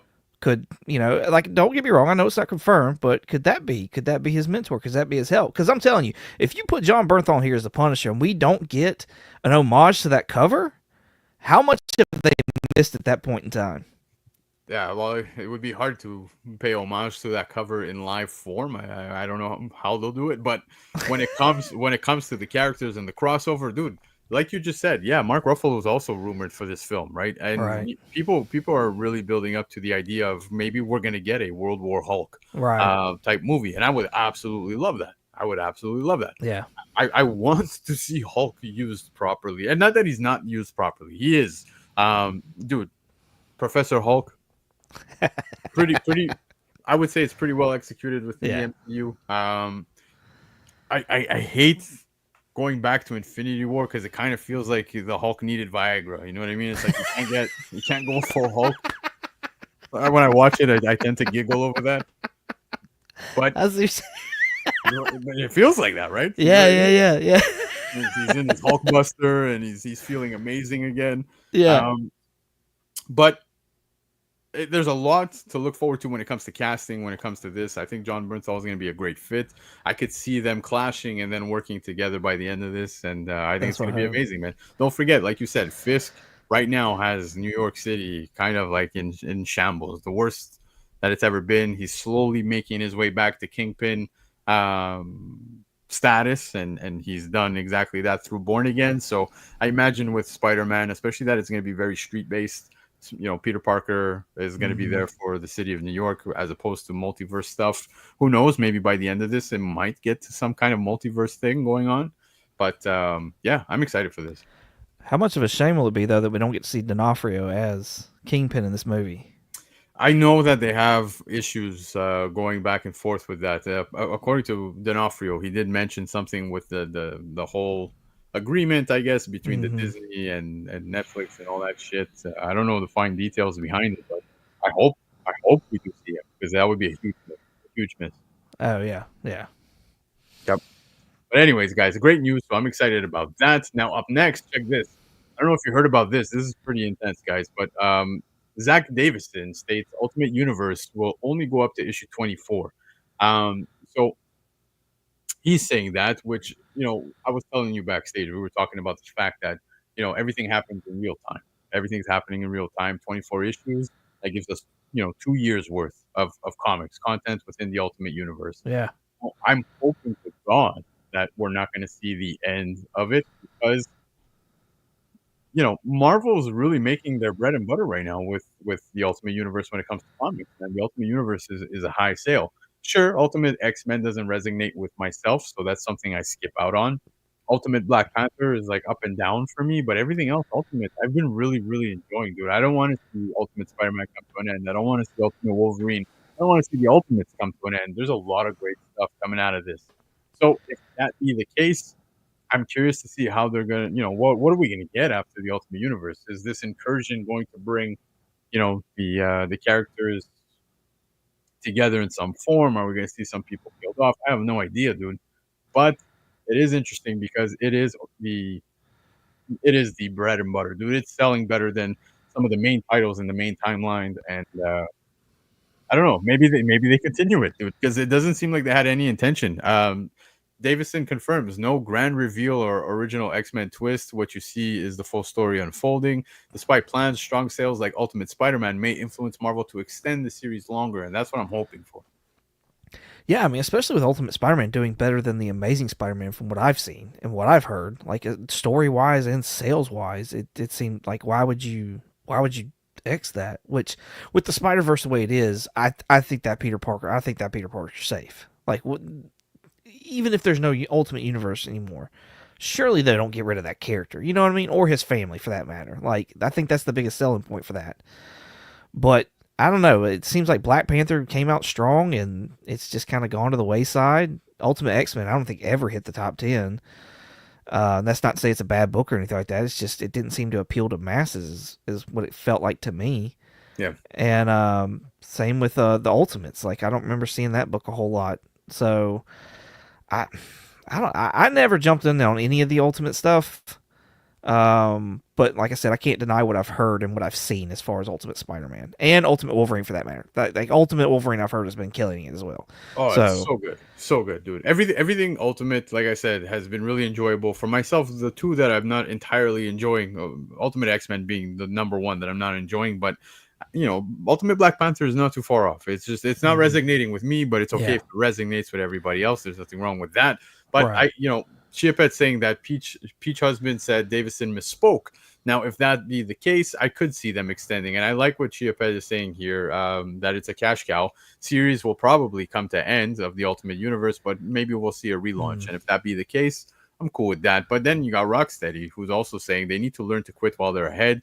They let stuff linger too long. An end would be good. Now, I agree with both perspectives. The Maker stuff that's going on, I agree with Chia saying that Maker's about to fuck shit up. Yeah, you can see it, dude. It is brewing.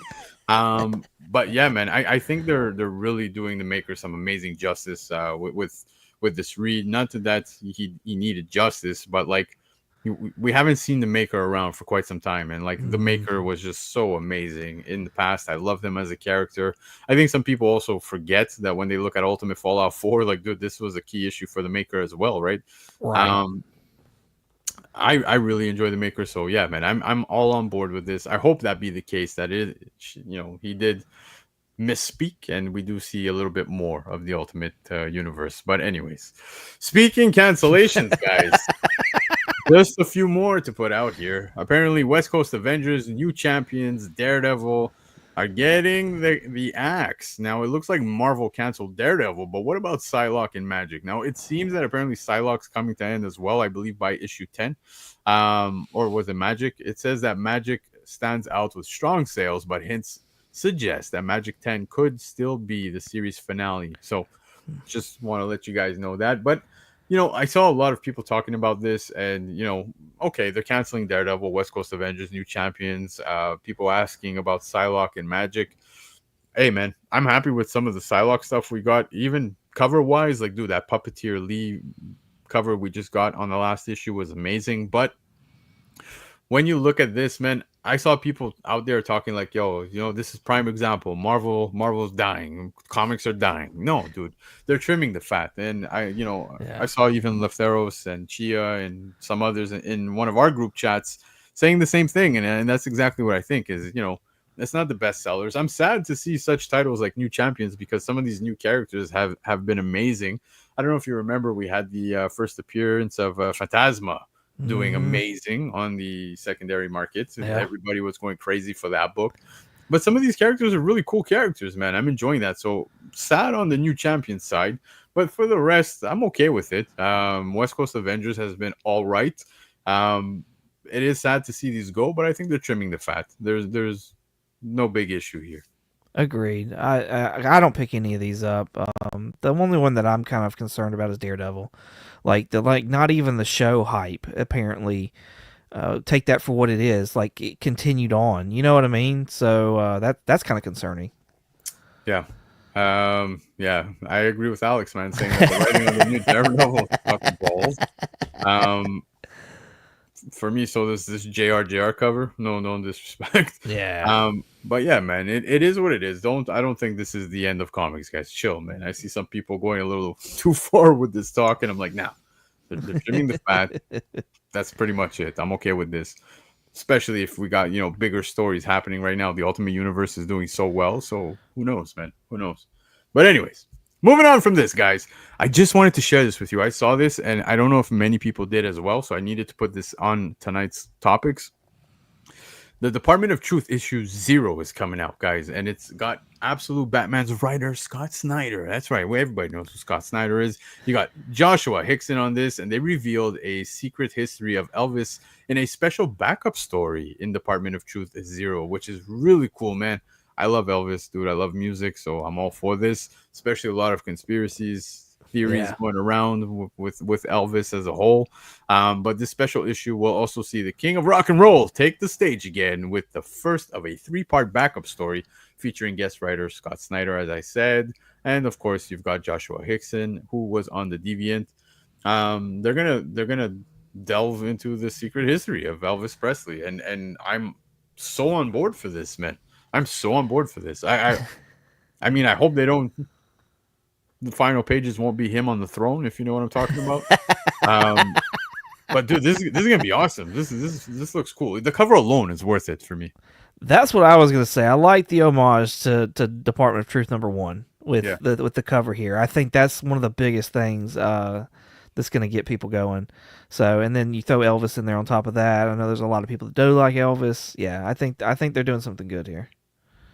Yeah, this is gonna be fun, man. This is amazing. So I'm excited about this as an Elvis fan, music fan. Hell yeah, I'm on board. So I just wanted to put this out there for people in case they missed the news coming out of Image. So yeah, really cool. All right, I was telling you about this, man. But apparently, guys, Spider-Man the Animated Show is back. But sort of. It's coming back in comic form. That's right. We got X-Men 97, the animated show. But we're not getting this in cartoon format. No, we're going to be getting it in comic format, which I'm totally fine with, guys. It looks like it's going to continue from the cartoon itself. And I'm happy about that because I want to know what the fuck is going on with MJ. All right? They left us on such a cliffhanger, and we've not gotten anything since. I would be curious to know how many issues this is actually going to be. And it doesn't look like they even know. I think it's going to be a mini. I know this is dropping in the month of September this year. Yeah. Okay. So if you guys want to maybe just keep an eye out for this, it's going to be coming out in the month of November. It's going to be a continuation again from the the animated that we watched in the 90s as kids, right? Well, dude, this is the reason why I fell in love with comics right here. Yeah. And I love the Ron Lim homage, of course, to the Spider-Man Unlimited #1. Very well done. There's lots of great covers. I just like seeing that cover on the far right with all the characters from the animated. Dude, I geeked out like a fucking child. Did they miss the mark though, not making this a cartoon? Like, I think they did. Personally, I did. I would love to see it as a cartoon. I know that I had seen mention that the original writer of the animated didn't even get asked to be part of this comic at all. wow. Yeah, so I don't know if that's true or not, but if that's the case, kind of sucks. I feel bad. Um, but either way, I just hope they don't botch and ruin the continuation from this, because I think this has been anticipated for years for everybody who grew up watching this. They enjoyed this. At any point in your life, I think it goes without saying this is one of Marvel's best animated, in my opinion, at least. Agreed. And yeah, man, I'm curious to see. I don't know how many issues this is gonna be. I don't imagine it being an ongoing for much. I would see it being maybe a 12 issue. We'll see. I'm not too sure. But it's crazy to think that this ended back in '98, bro. Yeah. I mean, you had X-Men '97 here not long ago. I mean, that was a hit. So that's why I kind of wonder, like, should they just like? Oh I yeah. don't know. I feel like the fan base is just as strong, if not stronger. So, Oh yeah. Dude, absolutely, man. Oh God. Love for comics. You're on fire. Smash it. Stop. Save your money. smash it. Love for comics. Stop, man. Thank you so much, dude. I appreciate you. But yeah, man, I'm super excited. I need to get a video for when people send me some of these things like super chats or whatever. I don't got anything right now, but I think I'll start loading shit up for episode 100 so that we can do this. Yes. Maybe I'll hit up a Bella Danger, man. I remember Defects had what's her name, man? I don't know. She was a porn star. Totally forgot. Trying to remember who it was, man. It's bothering me. But anyways, I can't remember her name. I know you're talking about though. yeah. But this is awesome. Looking forward to this. Now up next, guys, CGC dropping DC labels. We've wanted this for so long, and boy, did we get it. Here we have them. They look amazing. I love the Batman 608 second printing label. If I had a second print of Batman 608, you bet your ass I'd be sending it in, but I don't have one, so I'm just gonna forever cry. But it was ever long. That's right, man. It was ever. Oh my God, Rocksteady, you sick man. Love it. Don't ever change. Don't ever change, bro. Oh, Greg, fuck. But anyways, CGC DC labels, man. I think these look amazing, and it's just funny the timing, right? Because we're obviously going to talk about the PSA stuff in just a second. CGC dropped a video over on their socials on Instagram. They were chasing Jim Lee down, and he was kind of running from them, and then they made the announcement. I think they look great, but it doesn't only come for the like they don't have the labels just for the comics, dude. They've got it for also coins. They've got it for cards. Look at the signature series as well, the yellow with the Wonder Woman. Nice pop there. I think it's a very fitting cover for a signed copy and the yellow label. I think these look good, man. Guys, say what you want about CGC. I feel certain ways as well when it comes to CGC, man. Whether it be tampering, whether it be problems, whether it be Banana Gate, we could go on forever. But one thing they've got right, man, as opposed to some of the others, the label. And I think these look stunning. What do you think? Oh, 100%. I my first thing to mind was like, why did it take so fucking long? Because I've wanted I love the custom labels. I'm one of those. I'm a whore for the custom labels. I love them, and I don't know why it took them so long. And it is kind of weird that they're all of a sudden just cranking out all this. We're supposed to be getting new DC Mint coins as well, like silver and gold dollar ones, and they're starting to slowly release the print of that. And yeah, why did it take so long? So I'm excited about it. Over the moon. I'll probably be sending in some DC stuff to get some labels. Absolutely, man. I think they look great. So pretty pumped about that, man.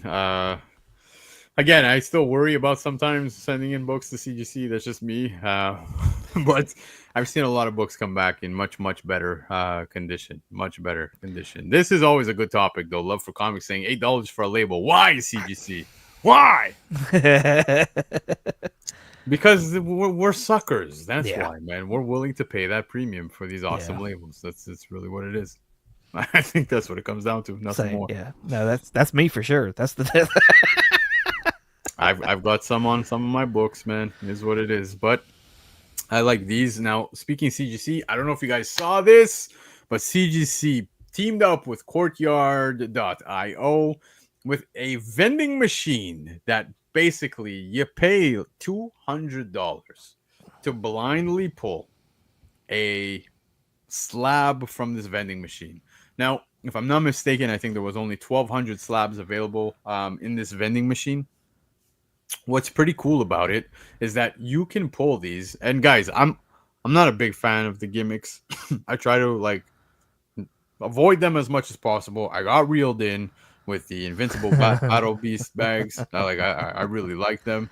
I'm starting to cave a little bit on some other blind packs that are pretty cool. I know that Whatnot, we're going to be having Fantastic Four very soon, dropping in the month of July, if I'm not mistaken. So, obviously, in celebration of the movie. Mm. But this is a pretty cool gimmick, man. I'm not going to lie, man, because you are getting, dude, you can hit some serious slabs that are well worth above the $200 mark. You're going in this blind, dude. And if you check the website, dude, some people have hit big. Yeah. What's for me? For me, this is a no go. For me, I could find something I actually for sure wanted in my collection for $200, but I could see the appeal to it. I could see the fun with it as well. It's just, but at the same time, like I feel like that's gambling. So like, what are you actually gonna walk away with? Like, is a 9.8 guaranteed? Is that? No, you're not gonna guarantee a 9.8, but Okay. like you can hit books that are well above. And what's pretty cool is on the website of Courtyard. You know what? I'll pull it up so that I can show you guys as well. But dude, you have the option for an immediate trade in as well, where you can make money. That's crazy. Right? That seems odd. That seems weird. Especially like you put $200 in and you can turn it back in for like $300. Is that what you're saying? Yeah, dude, like they'll give you 90%, I think, of the instant buyback offer based on fair market value. Yeah. Wow. So they're willing to do that. How's that? Let it roll. We're going to open one on show 100. Tune in. Oh, yeah. You got Trek War saying Lando sounding like the I just need one more parlay guy. Yeah, great. Now there's a CGC. Now, guys, I'm loving the comments. But please let me show you this, okay? And I promise you, you guys are gonna probably think it's pretty cool. Let's see. By no means am I a salesman for Courtyard, but check this out, okay? So $200. You have a 47% chance of hitting a book between 100 and 150, 21% chance of 150 to 200, 24 between 200, 400, 6.5, 400 to 800, 1.2, 800, 1600, 0.06 for 1600 to 3200.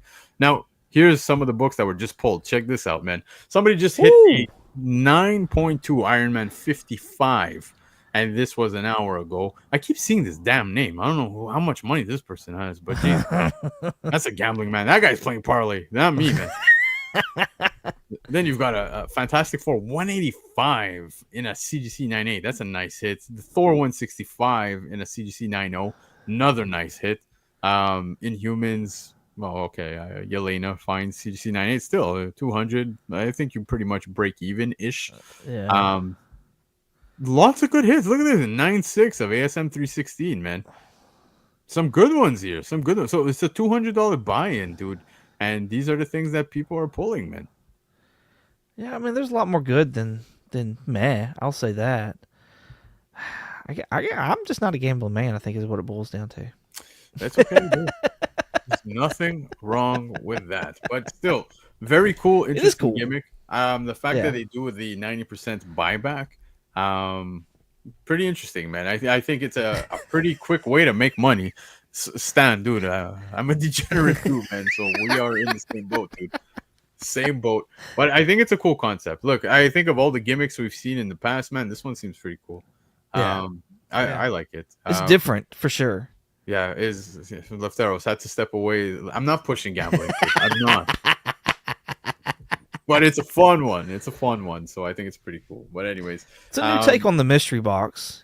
You know what I mean? Like we sit there and get these mystery boxes on IG all the time of like somebody who's got these slabs and stuff like that. And so my opinion, most of the time, if it's not when I see it's some, Instagrammer or YouTuber or whatever, half the time, I'm gonna be honest with you, I feel like they're just trying to offload their shit. oh yeah, yeah, yeah. No, I'm with you on that. It's really what it is. But like, then again, there's some cool ones. Like, I had spoken about the Bryce packs, and shout out to Love for Comics because he actually contributed some to the show. Bryce packs, sure, may have felt gimmicky. There was a lot of the same things over and over within packs, but what he was offering as the golden tickets, dude, he was giving off some monster grails, right? Right. He put a lot of money into this. It wasn't like somebody offloading their shit.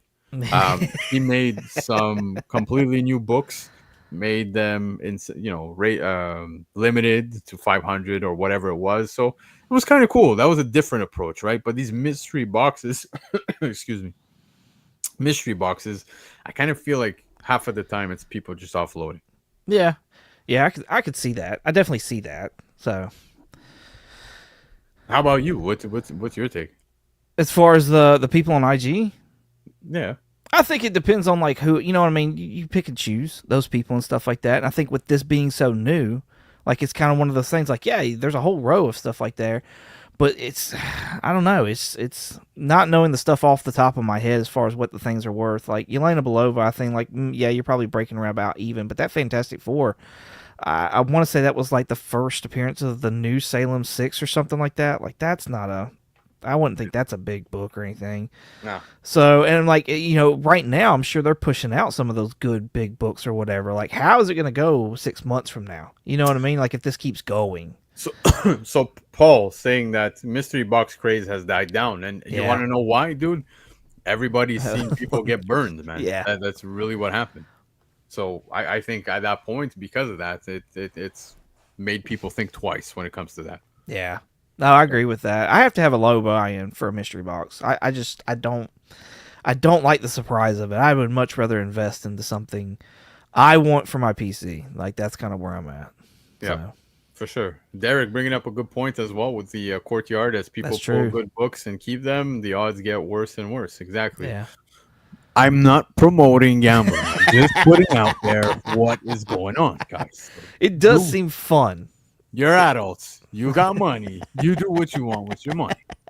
But anyways, moving on from the vending machine, let's get into it. Because guys, yes, the PSA labels are here. This is where it might get a little spicy, but we'll see. I'm curious to know what the chat thinks. I'm curious to know what you think, 22, because the anticipation for this was very high. Lots of people, when PSA made the announcement that they're going to be entering the comic space, the magazine space, Yeah. a lot of people got very, very excited about this. This episode is not brought to you by FanDuel nor DraftKings. Stop it. Stop it. Stop it. Love it. But anyways, I want to talk about this because again, a lot of people came into this very excited, very okay. We also got a glimpse when they did the PSA team up with Kith, and I don't know if you guys remember that, but there were a lot of those books that Kith dropped, multiple different foils with different ratios on them for like Magneto and like Venom and many other books as well. And I thought at that point the labels looked kind of blah, but still looked good because they were in uniform with what they have going across the board when it comes to cards and everything. I thought it looked great. I liked that the PSA label was smack in the center. It looked clean. I personally think this looks boring as shit. That's just my opinion. But again, when it comes to the comic, there's multiple perspectives here. Some people saying that, this is PSA's standard, whatever, fine, sure, say what you will. But they're also saying that, like, the label doesn't take away from the comic itself, right? Now, I just want to put this back up for a second. The CGC labels, and by no means am I in any favor of CGC, guys. I've said this many times how I feel about some of the things they've done, but the labels, I don't think they take away from the art at all when it comes to the books. That's my opinion, right? I don't think so. I don't feel that one bit. I also think CBCS doesn't get the appreciation it should get, because I really think that their cases are great. The new labels look way better than they did before, and I don't see any issues with them. So why is CGC leading? I have no idea when it comes to aftermarket sales. But hey, if you guys want to pay premium for CGC, I'm more than happy to buy a CBCS for a little bit cheaper. That's me. I'm okay with that. But back to PSA. So some people saying that it kind of, gives the book room to breathe and be more appealing or whatever. I'm not buying it, guys. That's just me. I don't buy it one bit. I think they fumbled it. I don't think that this is anywhere close to what I was anticipating. I was hoping for something better. In fact, I do think the previous label with the collaboration with Kith looked much better. 22, take it away. I agree with a lot of what you're saying. I mean, this label looks like there was no effort put into it at all. I've heard lots of comments about the font of this being like Windows Microsoft 1997 font, and I agree with them. Like, the layout's okay, but like, I don't know. There's so much empty space. What are you doing, and why? Why not make it look like your fucking cards? Like, that's what you're known for. Why would you not make your label look like your card label? I don't understand. So I wish they would have done something more like that. And I mean, I'm curious to see about their cases as well, because like that was one of the biggest things with EGS, was like it took them a long time to sit there and get their cases done Yeah. and do them right. And so like, don't get me wrong, I understand PSA's got more money probably than EGS, and that's not a knock towards EGS or anything like that. I'm just recognizing whatever, but like. That's hilarious. But yeah, like I don't like I'm curious, like how is their case going to actually be? Because I agree with you, CBCS does not get the love for their cases because they're stout. Those are some stout cases, and their label does look a lot better. I do think they fucked up some places here and there, especially like losing a bunch of people's books. But let's be honest, like CGC. They're no angel either. Like they've messed up too. So, but this, come on. So yeah, Yeah, I felt like this looked way better. I agree. It looked way cleaner. But I'm happy you brought up the case, because that is the more important topic to me, as opposed to the actual label. Sure, the labels look terrible. I think we all agree on that. I think this actually looked cleaner, more full. It stood out. Now, the grading itself, guys, just so you're aware, they eliminated the 9.9. Shout out to 9.9 Newsstand, dude. Manu, he hit me up before the news broke and shared it with me and let me know. And respectfully, I didn't post because I thought PSA was going to make the announcement first, but it seemed it leaked, and then Manu's hand was kind of forced into having to post that. And that being said, there was a lot of work and thought apparently put into this, and I don't know what made them shift gears from this look, because I thought this looked good. Now, 9.9 Newsstand, Manu, he posted like a few days prior about the elimination of 9.9s, the grade. How would it make you feel? And it was interesting. It was very interesting to see some of the responses. Personally, I don't even care for the 9.9. That's just me being honest. I thought that PSA was actually going to enter the game with, sticking to their card grading system, where it's like 10, 9, 8, 7, 6. That's it. Nothing in between. But in fact, they just eliminated the 9.9. So that's basically the way PSA is going to be doing it. So you have 10, you've got 9.8, 9.6, pretty much the same thing as CGC with the elimination of the 9.9. What grading standard are they going to go off of? So they actually have a PSA grading comics scale. Hold on, I'll pull it up for you guys. But they actually put out like their like what's going to make a 9.8, what makes a 9.6, and etc. Yeah. And it's very, very, very similar to CGCs. To Yeah. be very, very honest with you, but like I said, I felt like the previous one looked much better. I Yeah. think what's most important is that the book is safe. The cases are strong and better, cannot be tampered with, because that was one of the biggest problems when it came to CGC, right? You remember all the controversy around CGC when it came to people swapping out books and shit like that. Hmm. That was crazy stuff, no? Oh, absolutely. Yeah. Yeah. Well, and how easy it is to sit there and just heat up corners and pop those little tabs loose. Like, and then you've got full access to the book. Like, it's just two corners, really. You really got to hit. And you can hit it with some heat and you're good. Like, it's not, hard. Yeah. Now, apparently, I'm not entirely sure. I think you're looking at about $50 when it's going to come to the grading. I hope that's not the case.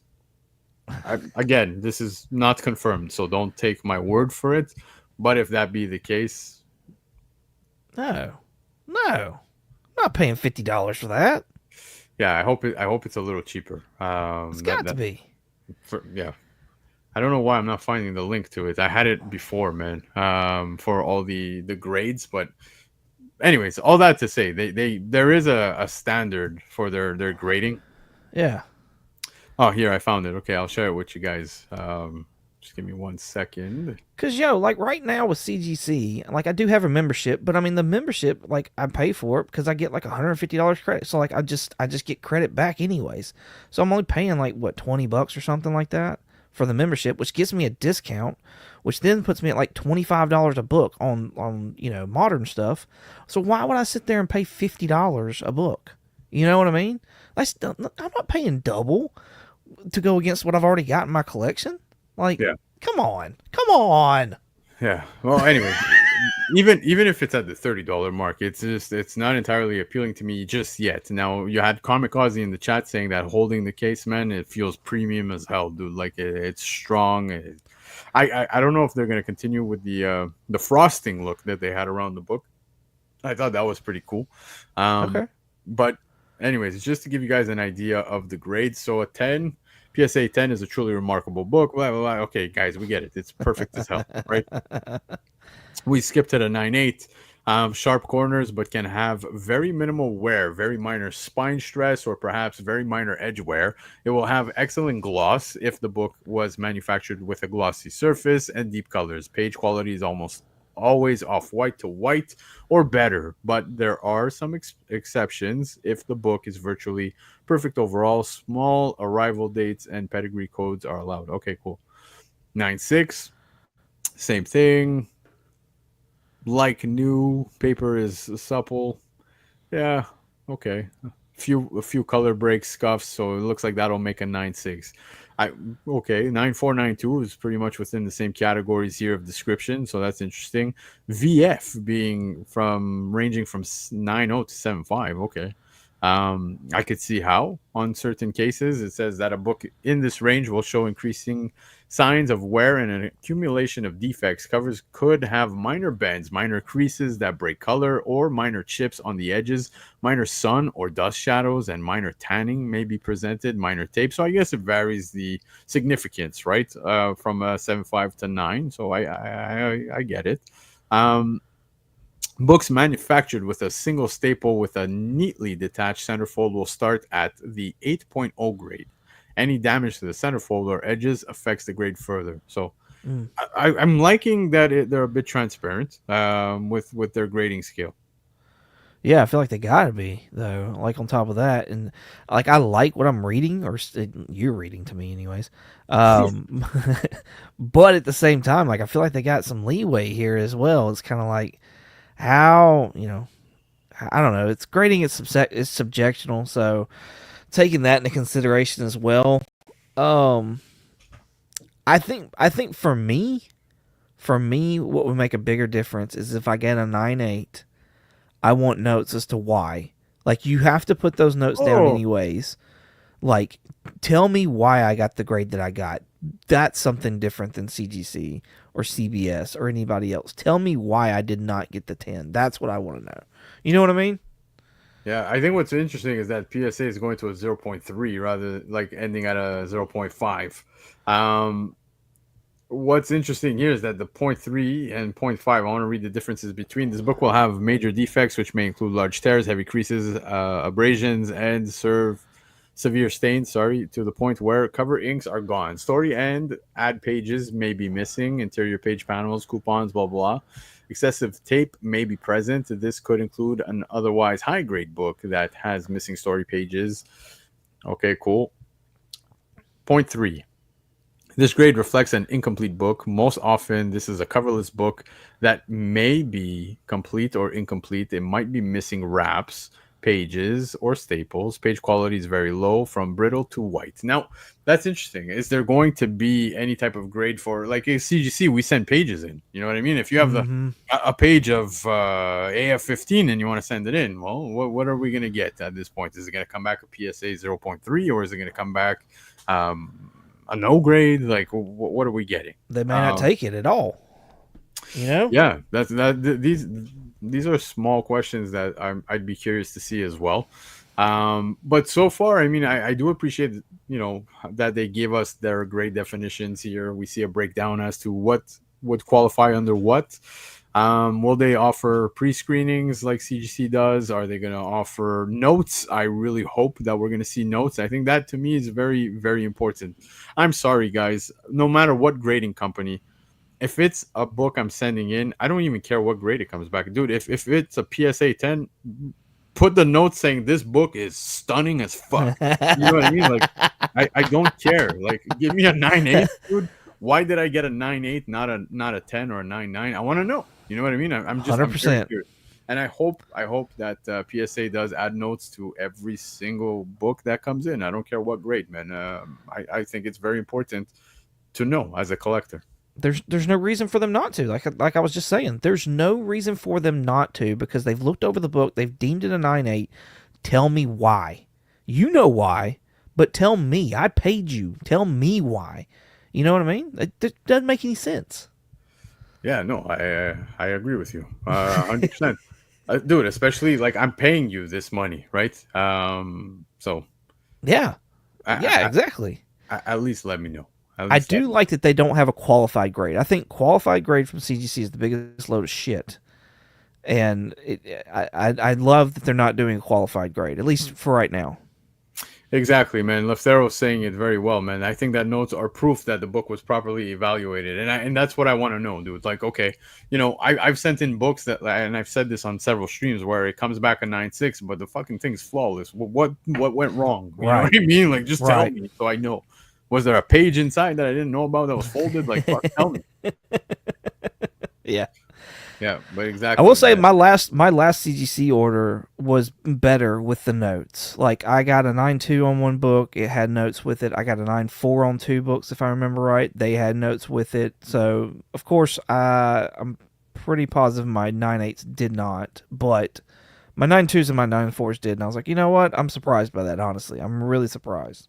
Yeah, no, but that's what I'm saying for is that's what I'm paying for, dude. Like I'm Exactly. I'm paying for the grading, and if grading is subjective, which I do agree, as you said, and Paul is saying as well in the chat. Yeah. I just want to know what went wrong and why did I achieve such a grade. You know what I mean? Like 100%. that's pretty much it. Things that we could also be cautious of when we're sending in books in the future.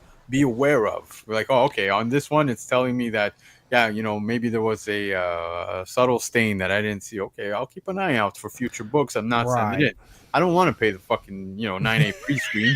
You know what I mean? Like I don't want to do that. Um, Right. Right.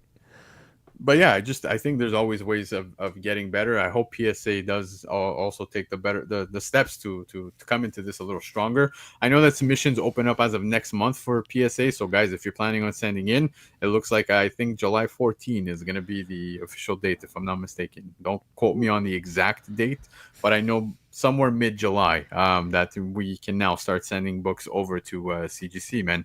I mean to PSA. So curious to see as some come back what the feedback's gonna be.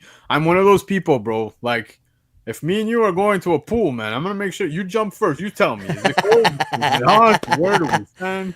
Put my toe. But yeah, that's just me. But 22, bro, I appreciate you so much for hopping on. Before we go, guys, I do want to share something with you. I saw Love for Comics comment in the chat, so I just want to show you guys. But Love for Comics actually has his own website where you guys could go check out some of the stuff where he has books up for auctions, sales, etc. So there's weekly $1 start auctions that are running, so you might want to check these out.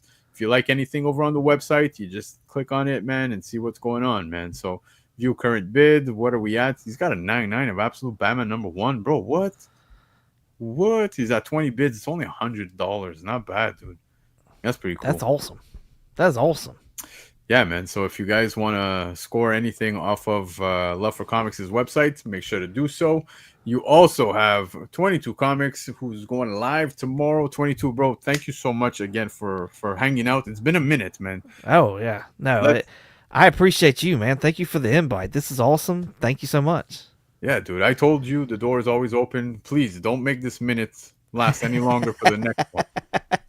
Well, I wish I wasn't recording on a Sunday night normally, so that's I got a break, and so I was like, "Yo!" As soon as I found out, I was like, "I gotta hit up Black Crown. I gotta hit my guy up."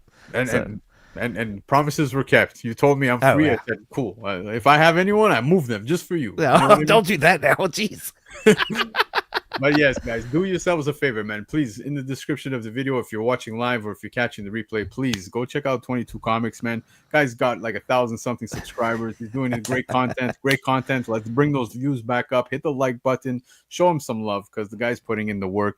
And I really appreciate everything you do on your side of the YouTube world as well, man. When you cover some of the top 10s, the alternatives, always bringing some great alternatives for top 10, man. It's always interesting to see the books that you put up, man. Well, thank you very much. It's a lot of hard work, but hey, it's fun. And like I said, I appreciate you. I appreciate your channel, man. You do so much information. Y'all got to hit that like button, hit the subscribe. What, four episodes away? Or are we 3 now? We Three now. This one. 3 now. 3 now. Hashtag what was it? Hashtag keep it 100. Yes, keep it 100. Hashtag keep it 100. Let's go. Come on. Okay. Yeah, I love it. Thank you so much. I appreciate it. Love for Comics. I feel like your personal lap dance stripper tonight, throwing money my way. But thank you so much, dude. I think you earned yourself a venti tonight, dude. I'm gonna take you to Starbucks because now he's getting us going, man. That's great. But yes, lots of no gambling, guys. Yo, you know what, chat? I gotta tell you guys something. Okay, well, I call you chat, but you guys have all become pretty much friends here, man. I see all the regulars popping in, but when I see you guys on the other side of town over at Covrprice, I gotta say, man, and I've said this many times, even backstage, the sign-offs are probably my favorite part. I see all of you throwing jabs, jokes, and everything right at the end. You wait for the end because we're about to sign off. And yo, man, like I've been called the new White Panther. I've been called so many names on all of the streams, dude. I love it, guys. Don't ever change. Please don't ever change. Come to Covrprice, have fun, roast me, do whatever the hell you want. It's always a great time, man. Whenever you guys do that shit, it makes my day. So thank you so much. Appreciate you guys. Appreciate everybody catching the replay. Love for Comics. Stick around. I'll catch you backstage immediately after this outro video. Peace out, everybody. Have a great week. See you next Sunday. Adios.